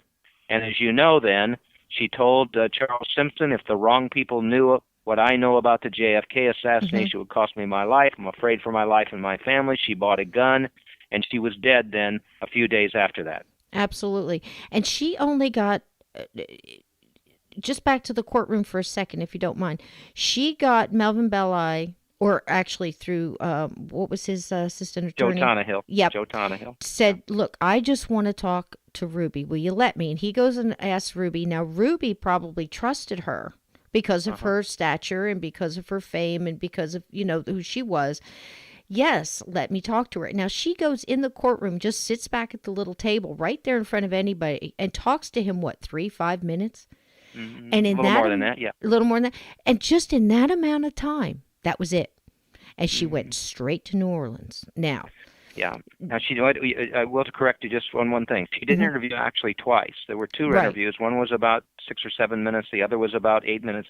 And on the DorothyKilgallenStory.org, Tonahill tells how that happened because, as you may remember, there was a mutual friend, an opera singer in San Francisco that Dorothy knew and said to say hello to Ruby and say that she would support him. So that was the connection, and that's how out of 400 reporters, she was the only one to interview Ruby. That's amazing, yeah.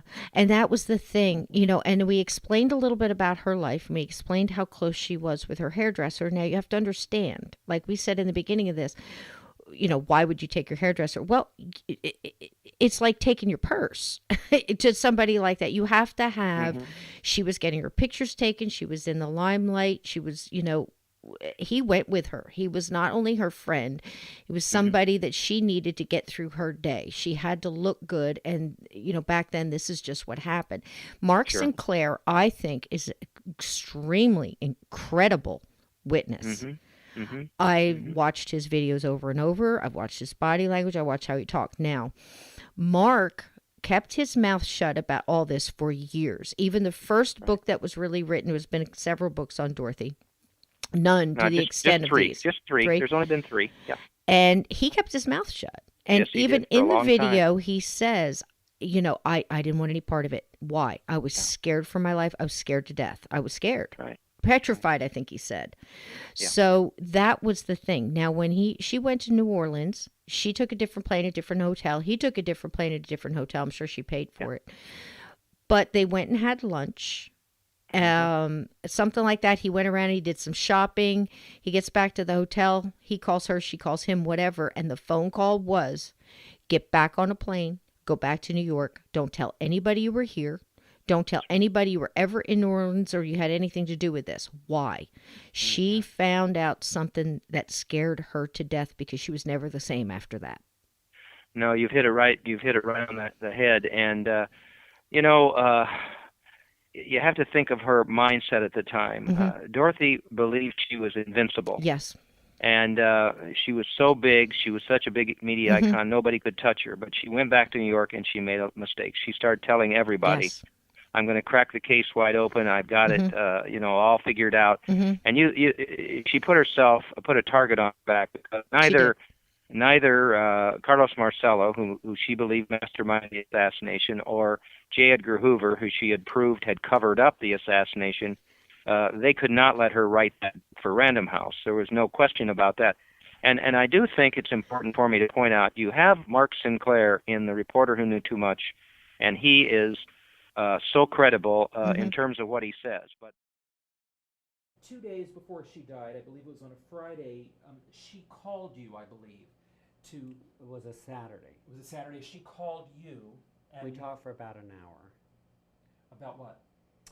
Well, her life had been threatened, and we talked, and I said, the only new person in your life is Bo Pataki. Why don't you ask him if all this information that's slipping out about you is coming from him? She was concerned where the people were getting the information from. I showed you those images of the Regency because I believe Dorothy may have gone there too. Is that right? A lot, yeah. I met her there sometimes. Do you believe that she met Ron Pataki there? I know she did. I say, They kept a room upstairs that she would go upstairs to that. But they often met there. Dorothy liked that place because you could go in three different entrances to it. You go in the lobby and go into the bar. You come in off the street and go in the bar, and you could go through the back entrance and come around to it. Did she ever say that this surveillance of her Yes. increased when he came to New York? No. It's just that it increased, period. And we talked for about an hour that day. And finally, after exhausting me over what was going on, I'm the one that suggested that she confront Bo Pataki with it. I call him Bo because that's what she called him. And she was dead after that. 2 days later. 2 days later, yes. there's another eyewitness who is as credible as Mark is. And in the new book, I show the interview with with Brenda DeJordan, who was Dorothy's butler, James Clement's daughter. And we found her in New York City, and actually my wife went with me, and we interviewed her for about 4 hours, and she gave us such incredible insight into Dorothy's life and times, the parties at the townhouse, because she and her father and mother lived in the townhouse in an apartment downstairs. And so she knew all of this information. But in the new book, she talks about Dorothy's investigation of JFK's death, and what her father said, and how he was scared for her and told her, leave Jack Ruby alone. Mm-hmm. These are dangerous people, all of that. Mm-hmm. She even talks about the FBI agents swarming the townhouse on the day Dorothy died. Mm-hmm. So there's more credible evidence in denial of justice that, Dorothy had been warned by both Mark Sinclair Mm-hmm. and James Clement. Mm-hmm. You got to stop this. But nothing, like Bennett Cerf said, nothing was going to stop Dorothy. Mm-hmm. When she had a story that she was after and an investigation, she was going to take it to the end. And in this situation, it cost her life. Well, I absolutely agree. And, it's just amazing information. But I'll tell you, I really believe, Mark, that she thought, if, like so many people, if you just get it down on paper, that'll be my protection because nobody will touch me after that because they'll know. Good. And I think that's what she really thought. If I just get it down, she held her papers, like you said, to her vest. She kept them with her. Yeah. And, they're with me. So who's going to get them? Yeah. And she told very little. She did kind of spout off a couple times and say, I've got the story of the century and I'm going to break it wide open and all that. And then I think she started calming down a little bit there towards the end. She absolutely started calming down when she got scared. It became real on that trip to New Orleans. Yeah. And, that's, of course, I can't remember the timeline, but that's when the pictures started showing up of her son in the paper and things like that. And that's when she starts telling Mark that something's going on.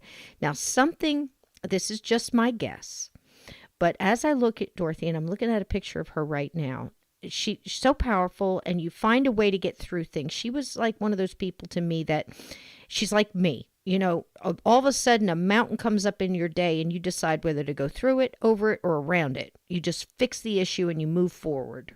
You know, that's kind of person she is to me. Mm-hmm. So I'm guessing Mm-hmm. that she had so many walls put up, but she also had a little bit of a vulnerability. Mm-hmm. Mm-hmm. And she had an Achilles heel. And I think Mm-hmm. that in some ways she felt a little, let's just say, vulnerable again in one department. She was very lonely. And Mm-hmm. she was not getting, she was being very fulfilled in many ways. But like all people, we all have that one crack in our windshield. Mm-hmm. And it's something has been done for millennia to men. You send in a young, good-looking woman, and they'll be able to get any information they want out of a guy. Mm-hmm. Happens all the time. The toughest ones fall. Good. I think this is what was done to Dorothy. Now, here comes Bo Ron Pataki. Good. Yeah. At a very, very opportune time. Mm-hmm. Mm-hmm. Do you agree? Out of nowhere. Yeah. Tell us a little bit about him, if you don't mind. Well, he was a Midwest journalist, Columbus, Ohio journalist, and good-looking and much younger than Dorothy. Mm-hmm. And he conveniently, you hit it right on the head. Boy, you're good at this. Thank Dorothy you. would love you. He came in conveniently into her life, and she really fell for him. And they had, despite his denials, a romantic relationship. And but she started sharing with him, and she's the only person she really shared much with about her JFK assassination. Sure, she trusted him. And evidence, and he denies that happened, and then he gives conflicting accounts of all that. But they got very close, and she thought she could trust him. She even went to Columbus to meet his mother and all of that. And so as you get to November of 1965, she is shoveling her material to him. We can talk about the district attorney's bogus investigation last year when I convinced them to investigate Dorothy's death for the first time in 50 years. But I'll always remember when I sat with the chief investigator last June to talk about Dorothy, and he talked about her being a victim and all this. But one of the first things he said is, I wonder if Ron Pataki sold Dorothy's JFK assassination evidence for money. Wow. And Ron Pataki was not, he wasn't wealthy. The job didn't pay him much. We've proven in the new book through some relatives of his that she actually bought him a car, and she gave him money, and she helped him along and all of that. So he was in a perfect position to have been a Judas, to have squealed her information to the wrong people. He could have easily been connected to either Marcello or J. Edgar Hoover, and we show that in the new book. He even went to assassin school, for Pete's sake. Well, that's what I was just going to say. In the new book, we have even more information about his violent past, a drunkard, violent with women. At Stanford, flunked out after some violence, admitted to going to an assassin school in Central America. But the most compelling new evidence in the book that the DA had with them and did nothing about was the fact that I showed them that he had admitted to a relative of his that he was the last person to see Dorothy alive, and that the poems he wrote about her, which were very incriminating, he admitted they were about her. One talks about exactly how she was poisoned with barbiturates, and gives facts that only the killer could know.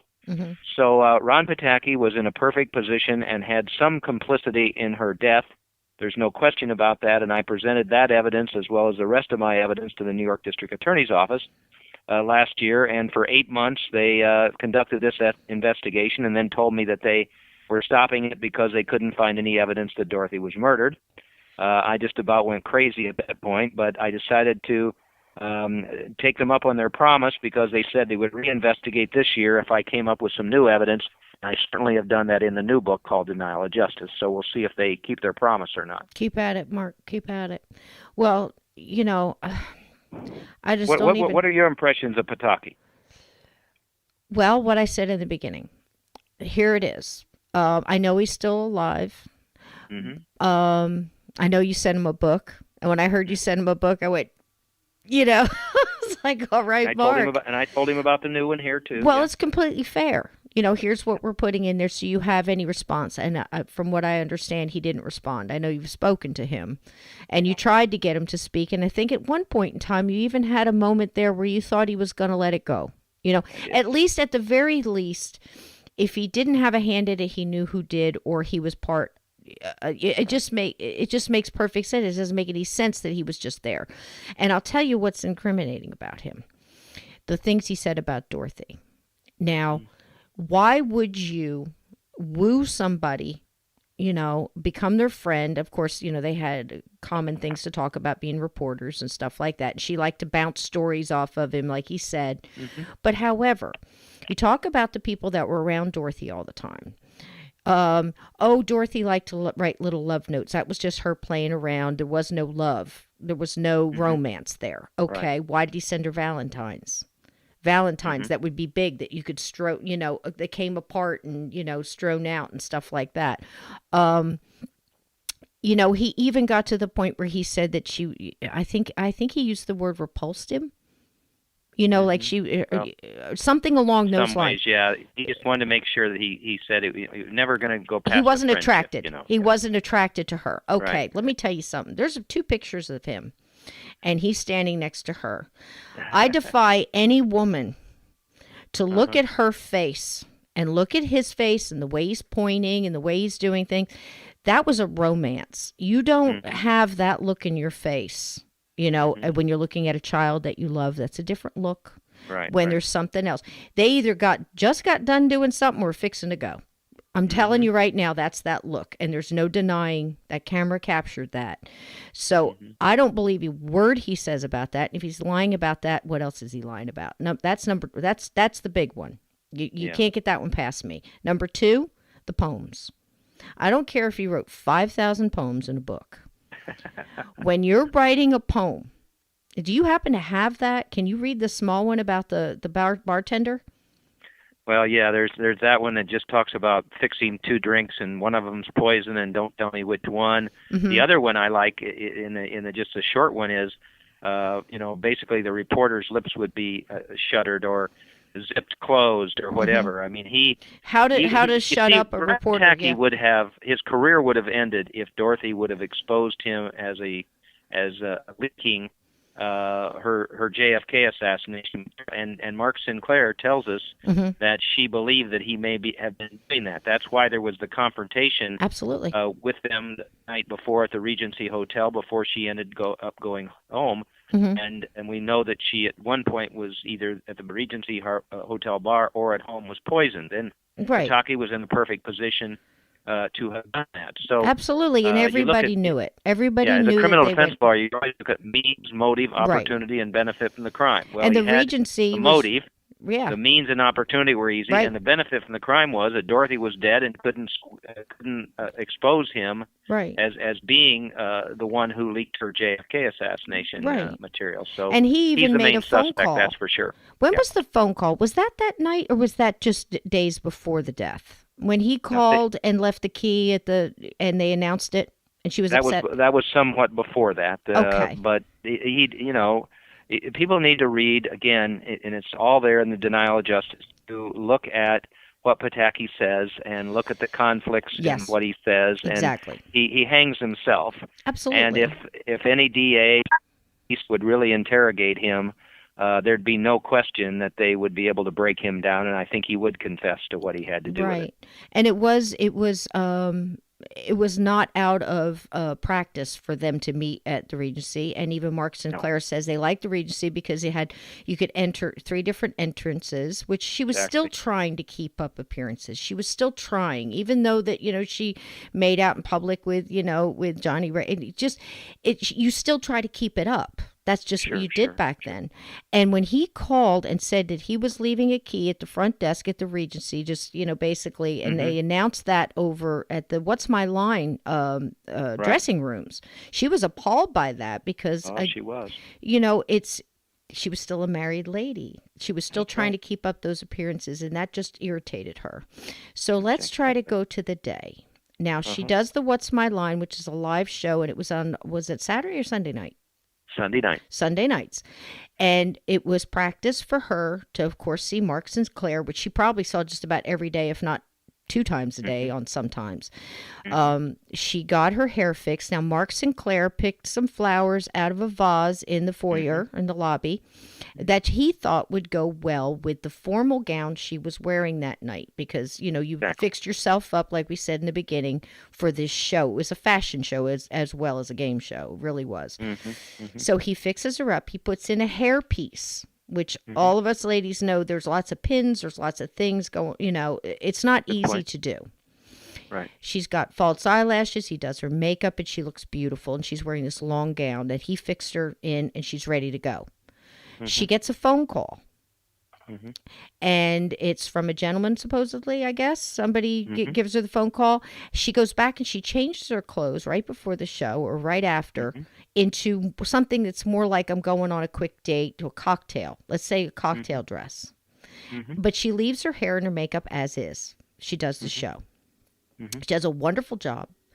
There's one of the guests on the show, which will come prominent later, who is, oddly enough, a young, attractive woman who sells dynamite. There you go. And she also guesses that. Okay, much to Dorothy her. does, yes. Yes, Dorothy does. Absolutely. And the show is over.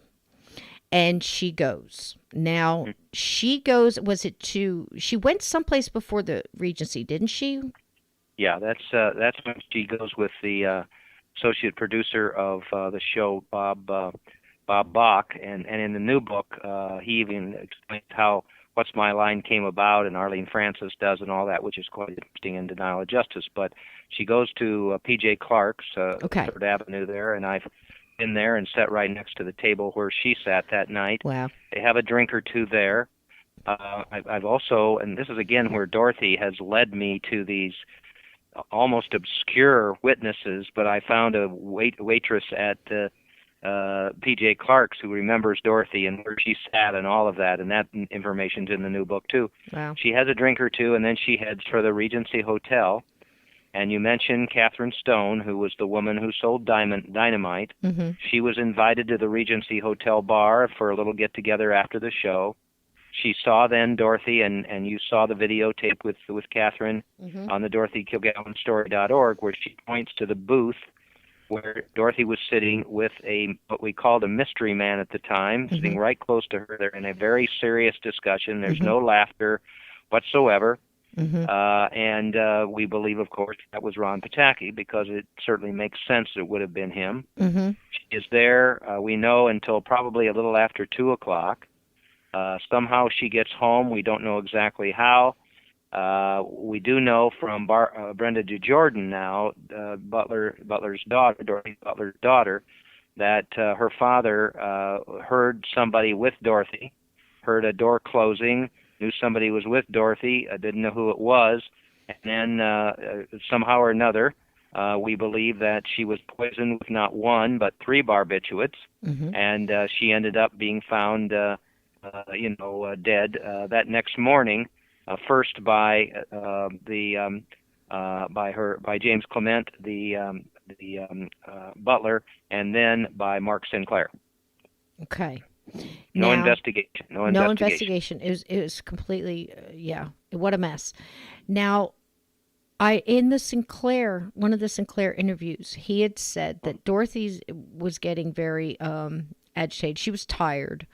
And she was talking to him both when he was doing her hair and on a phone call that lasted about an hour, because she said, I need to know where these leaks are coming from. And she says, well, why don't you talk to Bo? Right.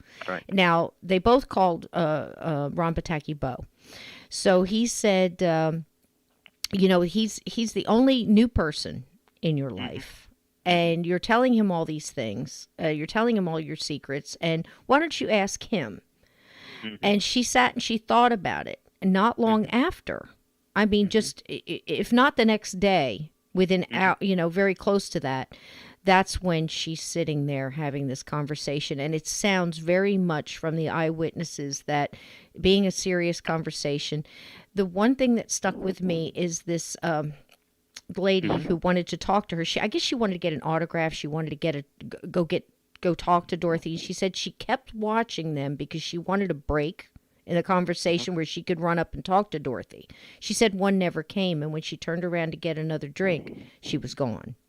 So that's one of the reasons where one can assume or one can guess that was Ron Pataki. So it may not have been. Big surprise, but Well, if but the point is, who else could it have been? Exactly. She wasn't seeing anybody else. She was done with Johnny Ray. Right. She wasn't dating anybody else. I mean, who else could it have been? Right. And even Mark feels that very well it could have been because, he told her, go talk to him. And I think that's when it started to sink in. Now, like I said, being a woman, you don't want to believe this stuff. Not him. I mean, I think it all kind of sunk in on her at that time. Have I really been taken for a ride here? Yeah, good point. Good point. And that's when it all starts falling in, and she's so tired. She's got so much coming at her, and I think that's basically, what was breaking down that night. How they got from there to, when the stuff hit, was it given to her there? And she was obviously slipped a Mickey. No two ways about it. Either there at the bar. Her drink often her favorite drink had tonic in it, quinine, so which would have covered a lot of that. Vodka tonic, yeah. It may be in both places. Maybe she was given to it twice. So Mark Sinclair is supposed to go in early that morning to fix her hair because she had to go to a school thing the next day and she wanted to look good, and that had been pre-planned. Nobody else knew he was coming, and he had a key to get in the back door. This was a big 5-story mansion. You could come and go. You could run elephants through the place, and sometimes people wouldn't know it. So don't wonder why he had a key and he got in. He goes in, and he starts setting up, as he says, his curling irons and everything else, and he walks through, I guess, where they would use a bedroom as a dressing room. And he expected her to be there because she had a little, like a office studio that she set up where she felt comfortable. That's where he expected her to be, had done this many times. However, there's a door open with a light on and the air conditioner running, oddly enough. And he walks through and he comes into that room, and that's where he finds her. Now, this is one of the things that gets me. Ladies and gentlemen, any lady out there, if you ever found your husband with somebody else in a bed making out that used to be your master bedroom, would you ever sleep in that bed again? The answer is no. You'd probably burn it. This was the bedroom that this took place in. She never slept in this room again. Her husband had another room. The butler and his family had a little apartment off to the side. And this is where Mark found her, and he was shocked at this because, first of all, again, he knew the story. She would never be in there. She's found sitting up, wearing clothes that she would have never worn, according to Mark, who saw her many mornings. She was she would normally sleep in like socks and comfortable pajamas, just like all of us do. She would have took off all her makeup. She would have took that hair piece out of her hair. She would have took the flowers out of her hair for sure. Those pins had to hurt. You don't go to sleep like that. You're right. And he even said that she had lipstick on one sleeve, like somebody had awkwardly dressed her, and of course the lipstick on the sleeve. I don't think she would have kept that. I think she would have thrown it out. I don't think she would have worn that to bed. She's just not that kind of lady. Okay, the air conditioner's on, and he said that she was cold-natured. She would have had the heat on a day like that, the temperature being what it was. And he assumed that it's possible that they wanted to keep the body cold. That was his assumption, and I kind of tend to agree. That makes sense. Why would you do that? Yeah. She's got the book. She's sitting up, and she's got a book that she had already read and commented on. It's upside down, correct? The wrong way you would have positioned it. No reading glasses, which she absolutely would have had to have, in sight. Right. The glass that she supposedly drank from and had her last drink or to try to commit suicide or whatever is so far off on the nightstand that you would have had to lean over to pick it up. And the whole scene just seems to be staged by someone who didn't know her very well and said, okay, well, what would she be doing in this position? They certainly didn't know about the bedroom or they wouldn't have put her there. So I don't understand. And yet the police. Oh, yeah. come and take a look at that Mm-hmm. setup, the scene that you've just mentioned, and they don't see anything wrong with that at all. Mm-hmm. And they just look around and see Mm-hmm. an empty Seconal bottle. She must have overdosed, and they're gone. Yeah, I don't understand. Well, that doesn't make any sense, Mark. Let's just say it doesn't make any sense. Now, I do understand why Mark Sinclair got panicked, and he went out the other door. He said there was a piece of paper under the door, which kind of threw me a little. I'm like, what was on that paper? I wish I knew. Yeah, don't you? And did he go get the butler, or did the butler kind of meet him halfway? I can't remember. No, But then he used the intercom to Okay. get the butler, and remember, then James Clement climbed up the steps very, very in a very loud way, uh-huh. and of course now we know that James Clement already knew Dorothy was dead by Right. then, Mm-hmm. because of Brenda, his daughter's Right. his evidence. So. Wow, he must have been Then, shocked. and Mark Sinclair was so shocked that he left, scared to went death. outside. There Scared was to a police car in front of the townhouse, which kind of surprised him. Mm-hmm. But he was gone from there and scared and didn't come back. And so Mm-hmm. now we have to take Brenda Oh, he was DeJordan's, scared. Yeah. her thoughts about exactly what happened, because she says that very shortly thereafter, FBI agents came into the townhouse and confiscated Dorothy's documents, her papers, everything she had about the JFK assassination. Mm-hmm. And when Dorothy was, after Dorothy was dead, those disappeared. And I've alleged, of course, in the new book that the New York District Attorney's Office has knowledge of where they are. And I've suggested in a long letter to District Attorney Cyrus Vance Jr. a grand jury investigation to find those documents, and I sent a 20-page letter to him that's at the DorothyKilgallenStory.org that people can look at, because we need an investigation by an independent prosecutor and a grand jury to take a look at all of this. And of course, just like you said, I mean, right off the bat, all you have to do is think about that staged death scene, and that's a cause right away for an investigation. Mm-hmm. Yes, yeah, and there's just so many. I mean, can you name the barbiturate off the top of your head? What they found. I got a copy of the autopsy from the National Archives that had never been published before. It's in Mm-hmm. both books, Porter Who Knew Too Much, and in Denial of Justice, the new book. It shows in that autopsy report 2 barbiturates, although the medical examiner only told the public about one. That was Seconal, which is sleeping pills. Right. Then there's the next one, which is Tulinol, which was written in the autopsy report, but the medical examiner never mentioned it. Right. It's a step up, a stronger barbiturate. And then you have phenobarbital, and all 3 barbiturates were found in her system 3 years later when there was a new test of Dorothy's bodily fluids. So we know that 3 barbiturates were in her system, not one. She didn't commit suicide. It wasn't an accidental death. The woman was obviously poisoned and murdered. Well, that right there alone, because I mean, why? That's just insane to think that she would have gone through and taken all of that and then just sat down in the bed and read a book that she already read upside down without her reading glasses, without taking her hairpiece off. For Pete's sake, it just doesn't make any sense. At all. And to the fact that, she's there and they go over to the next county to use the medical examiner. That's right. Because Brooklyn, that one was Manhattan, known. And all of that. And so Yeah. it just Yeah.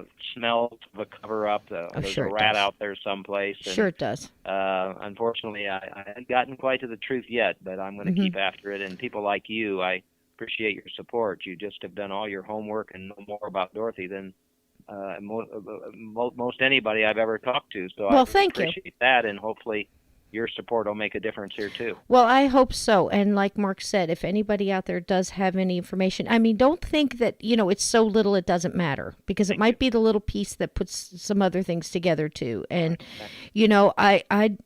I certainly don't know who did this, but, if they're still alive and they did,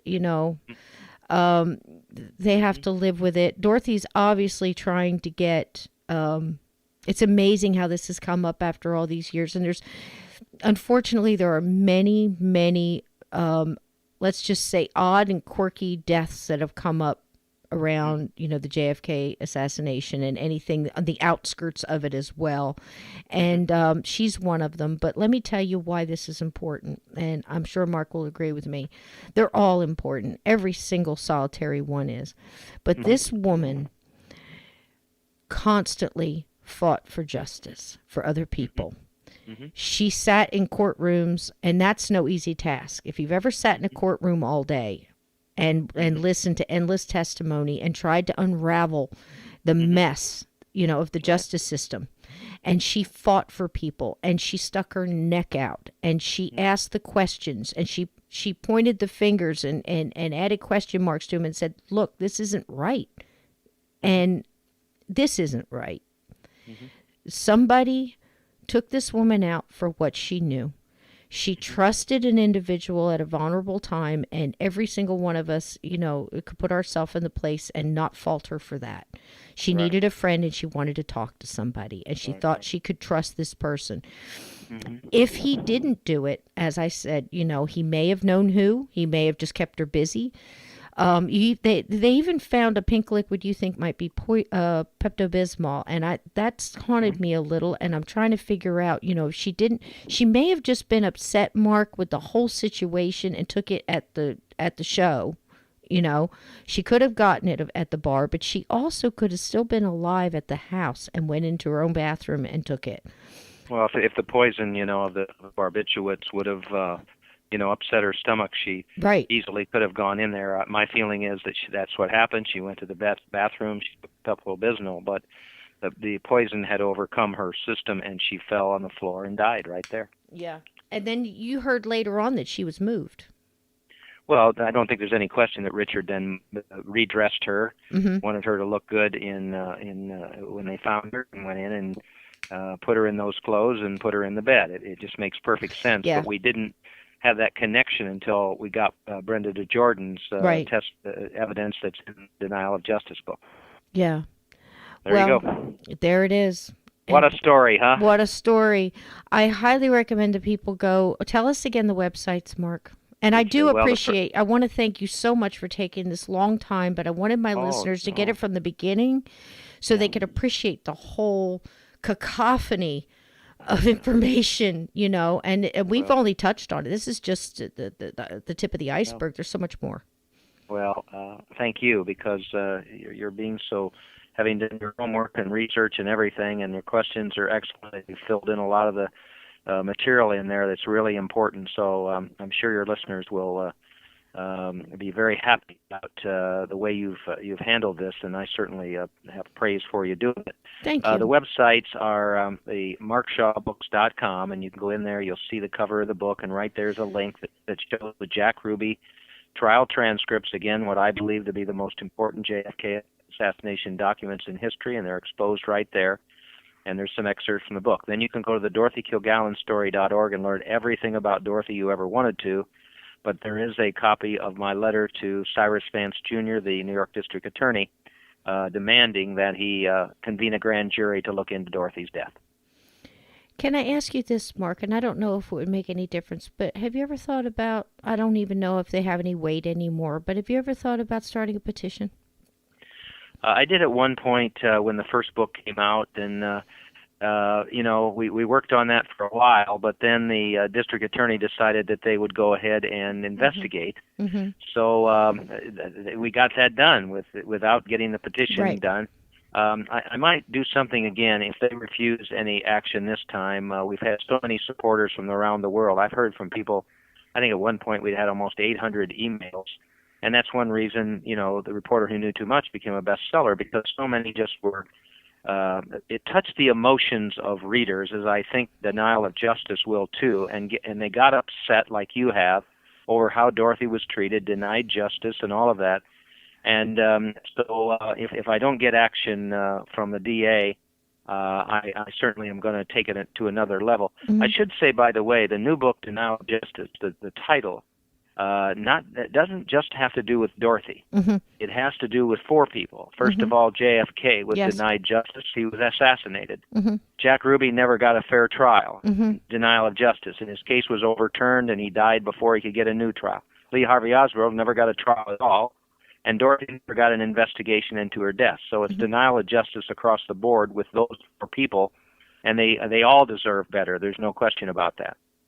It's just amazing. I'm sitting here listening, and you're going to think I'm nuts for saying this, but I'm going to say it because my listeners are used to it. I say what I think. I'm trying to find the right words because I'm just kind of struck with emotion on this, but what if Dorothy from the other side is trying to get justice for everybody by doing this and getting this out? I don't think there's any question. Not just for her. About that. And I was going to turn in the manuscript for the new book, and then I just had this feeling I needed to wait a little bit. And two things happened. I found a memo from J. Edgar Hoover to the Warren Commission that talks about them trying to about their interrogating Dorothy about her sources for exposing Jack Ruby's testimony before the Warren Commission, where she says in that memo that Dorothy told the FBI agents, "I would rather die than reveal my sources." Right.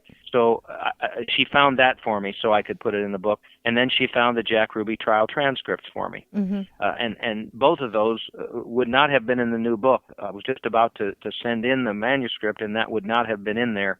But Dorothy wanted me to include that, so that really goes to your point. That she really wants justice for everybody, all four of those people. It needs to be pointed out we're all denied justice. Right. And, and she, like I said, she fought so hard, to do that. And the whole thing is unconscionable, Mark. Just the whole thing from, JFK was JFK. You think things are going on now. They say at that time, it was even worse. There were police officers there that's, when he was shot, they said that they didn't think anything of it. They were glad he was gone. That was the time. But she looked at all of this, a little bit differently, and maybe through her eyes and her words and your words, we can look at it differently, because an injustice was done that day. It's still going on 50 years later, more plus. And it's time that a lot of this stuff come in. Thank you so much for all the hard work you've done. They're fantastic books. I highly recommend them. Say them again. It's Poison Patriarch. Well, the first one was A Reporter Who Knew Too Much. Yes.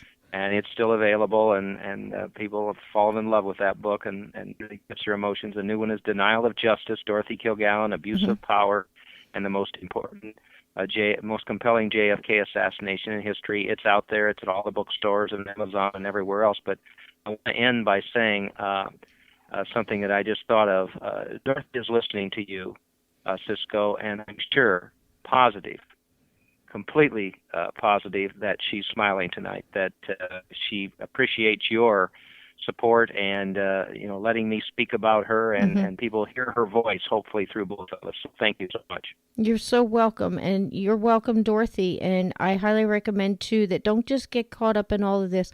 Go back and look and watch some of the What's My Line. Go back and listen to some of the radio shows. Get to know Dorothy a little bit. Because if you get to know Dorothy just a little bit, all of this will take on new colors, and your emotions will go towards her too, because you can't help but love her.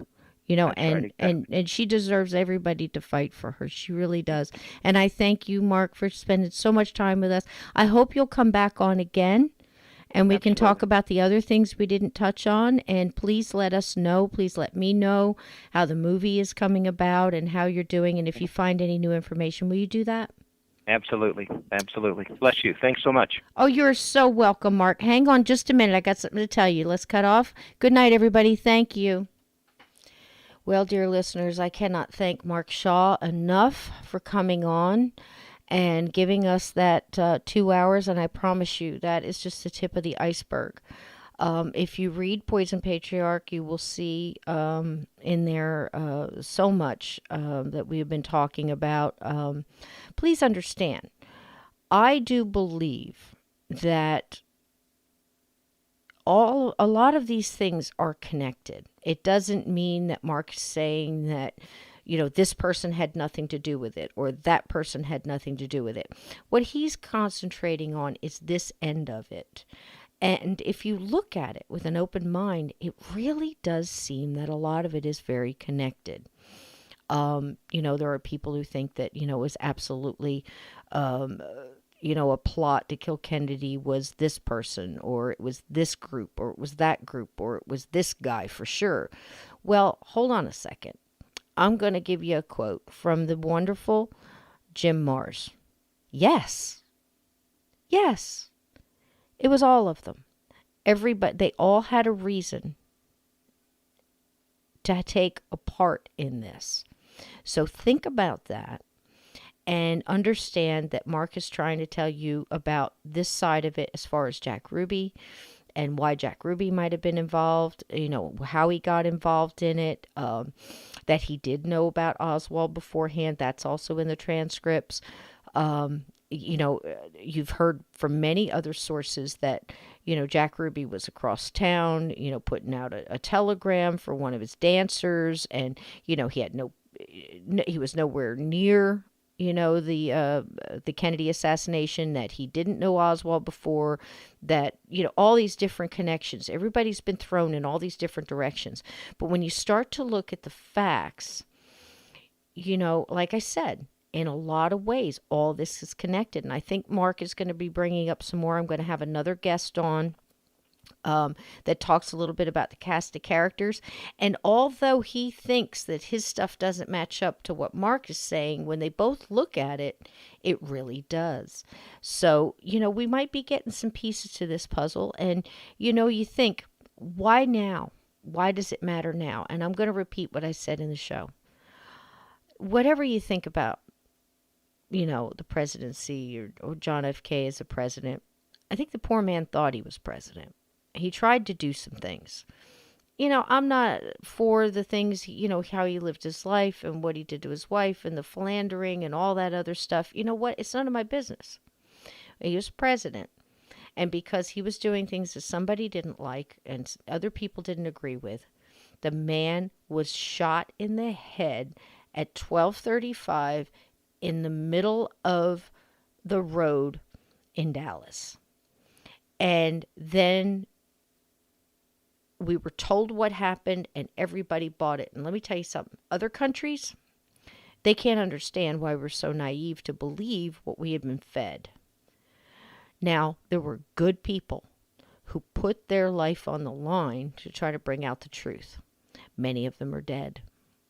I think the loose calculation of that is somewhere up in the 300 line.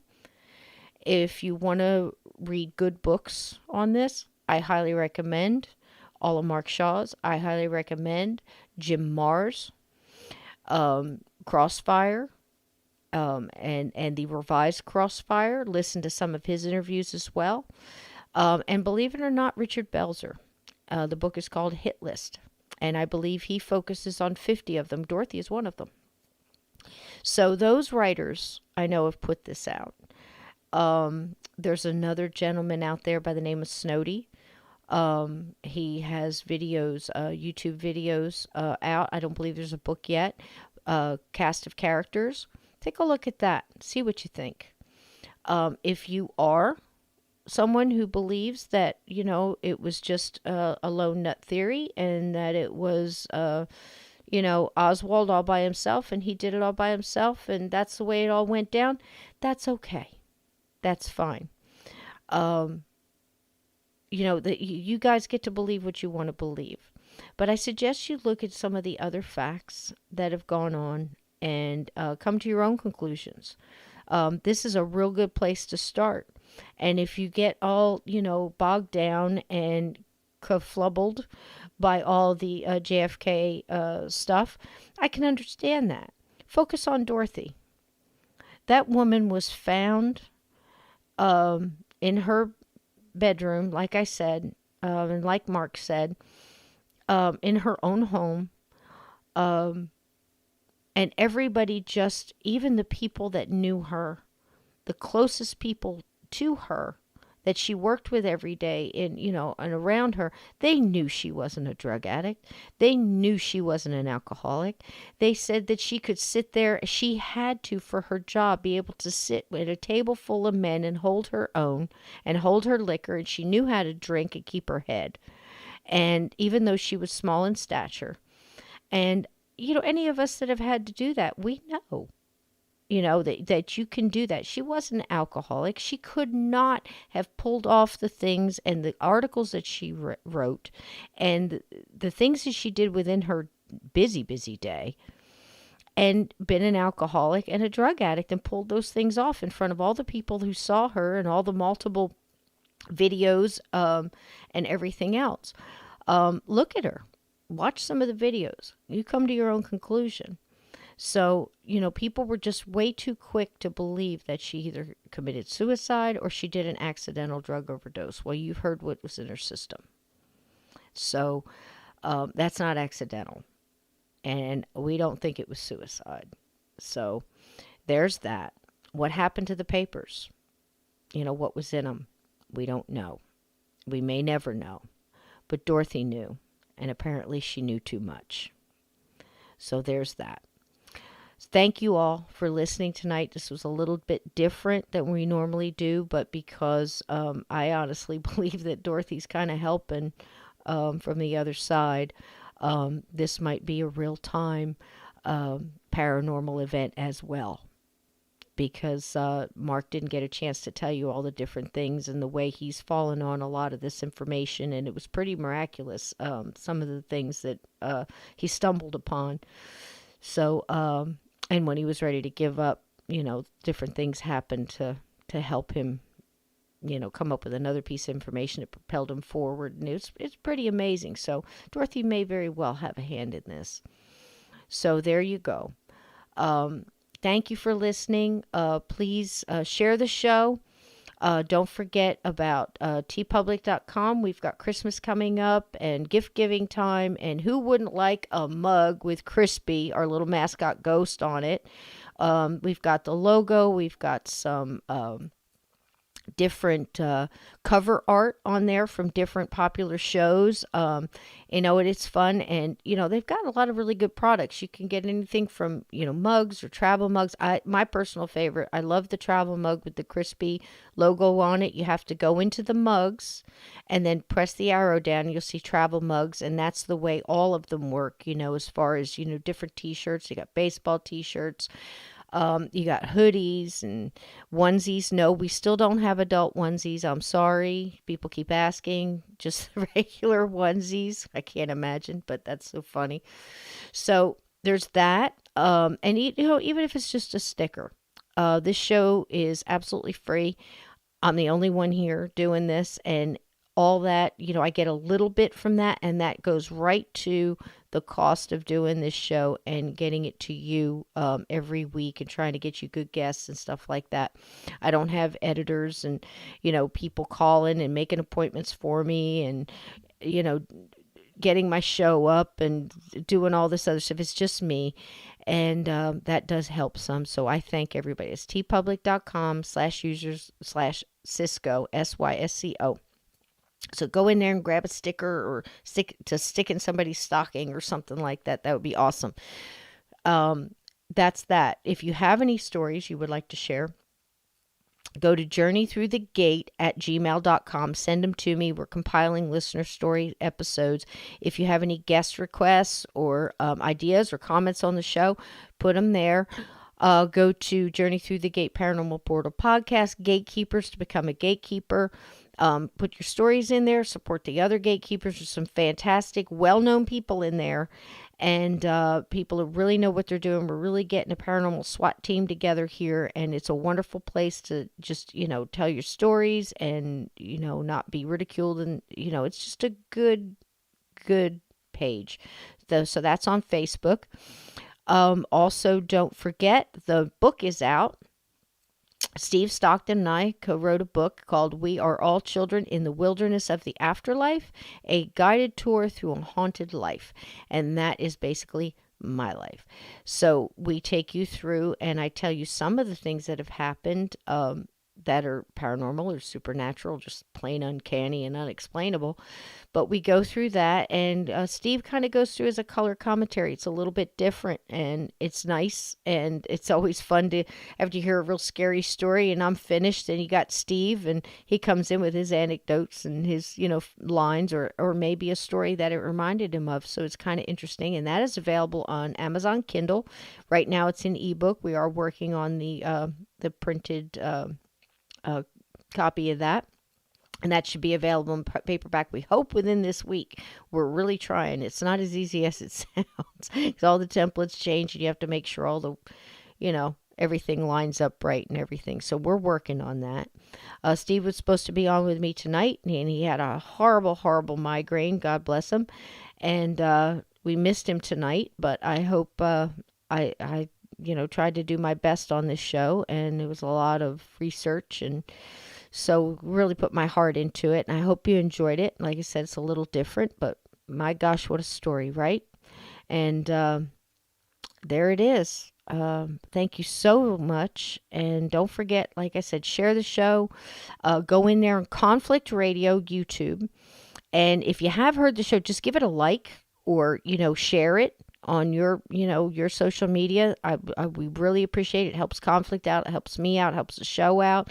Also on Black Swamp Radio, unknownspirit.com, we're on there as well. They have a terrific chat room, and also Conflict is doing something new too, where we've got live chat when he premieres the show, so you can go in there and live chat and put your information, put your questions or whatever, and I try to go in there and answer them along the way, so that's kind of cool. And just something new Conflict Radio is trying. So we're really getting out there, and we're trying some new things. We've got some new things coming up. And that's basically it. Happy holidays to everybody, whatever you're celebrating. I hope you have a wonderful time with your friends and family. Keep your friends and family close. And I'm sure Dorothy didn't expect anything to happen that night, when she went home. So make sure you tell those that you love them. Let them know, and don't take any day for granted.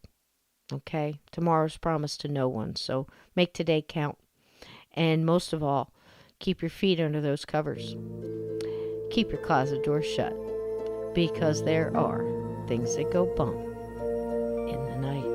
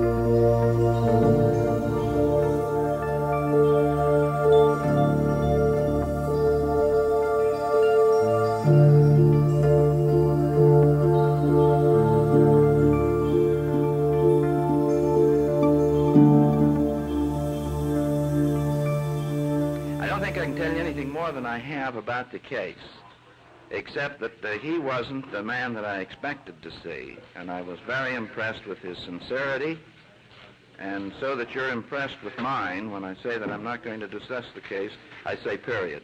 And I know that you'll respect my respect for the ethics and the formalities of your association here and not say anything more about it until we get to trial. You remain in Dallas? Period. You remain in Dallas? No, I'm going back to San Francisco, and then we're coming down because we've got an awful lot of work to do. Mr. Ballard, do you anticipate the date of the trial being in February as planned now? I think it's set for about the 3rd or the 4th, or the 3rd of February, isn't it? Do you expect any further postponement? We're ready. We will be ready. You will be ready. We shall. You expect to enter an insanity plea? I think the pleas have already been entered. I haven't had a chance to look at the formal denials, but there will be a not guilty and a not guilty by reason of insanity.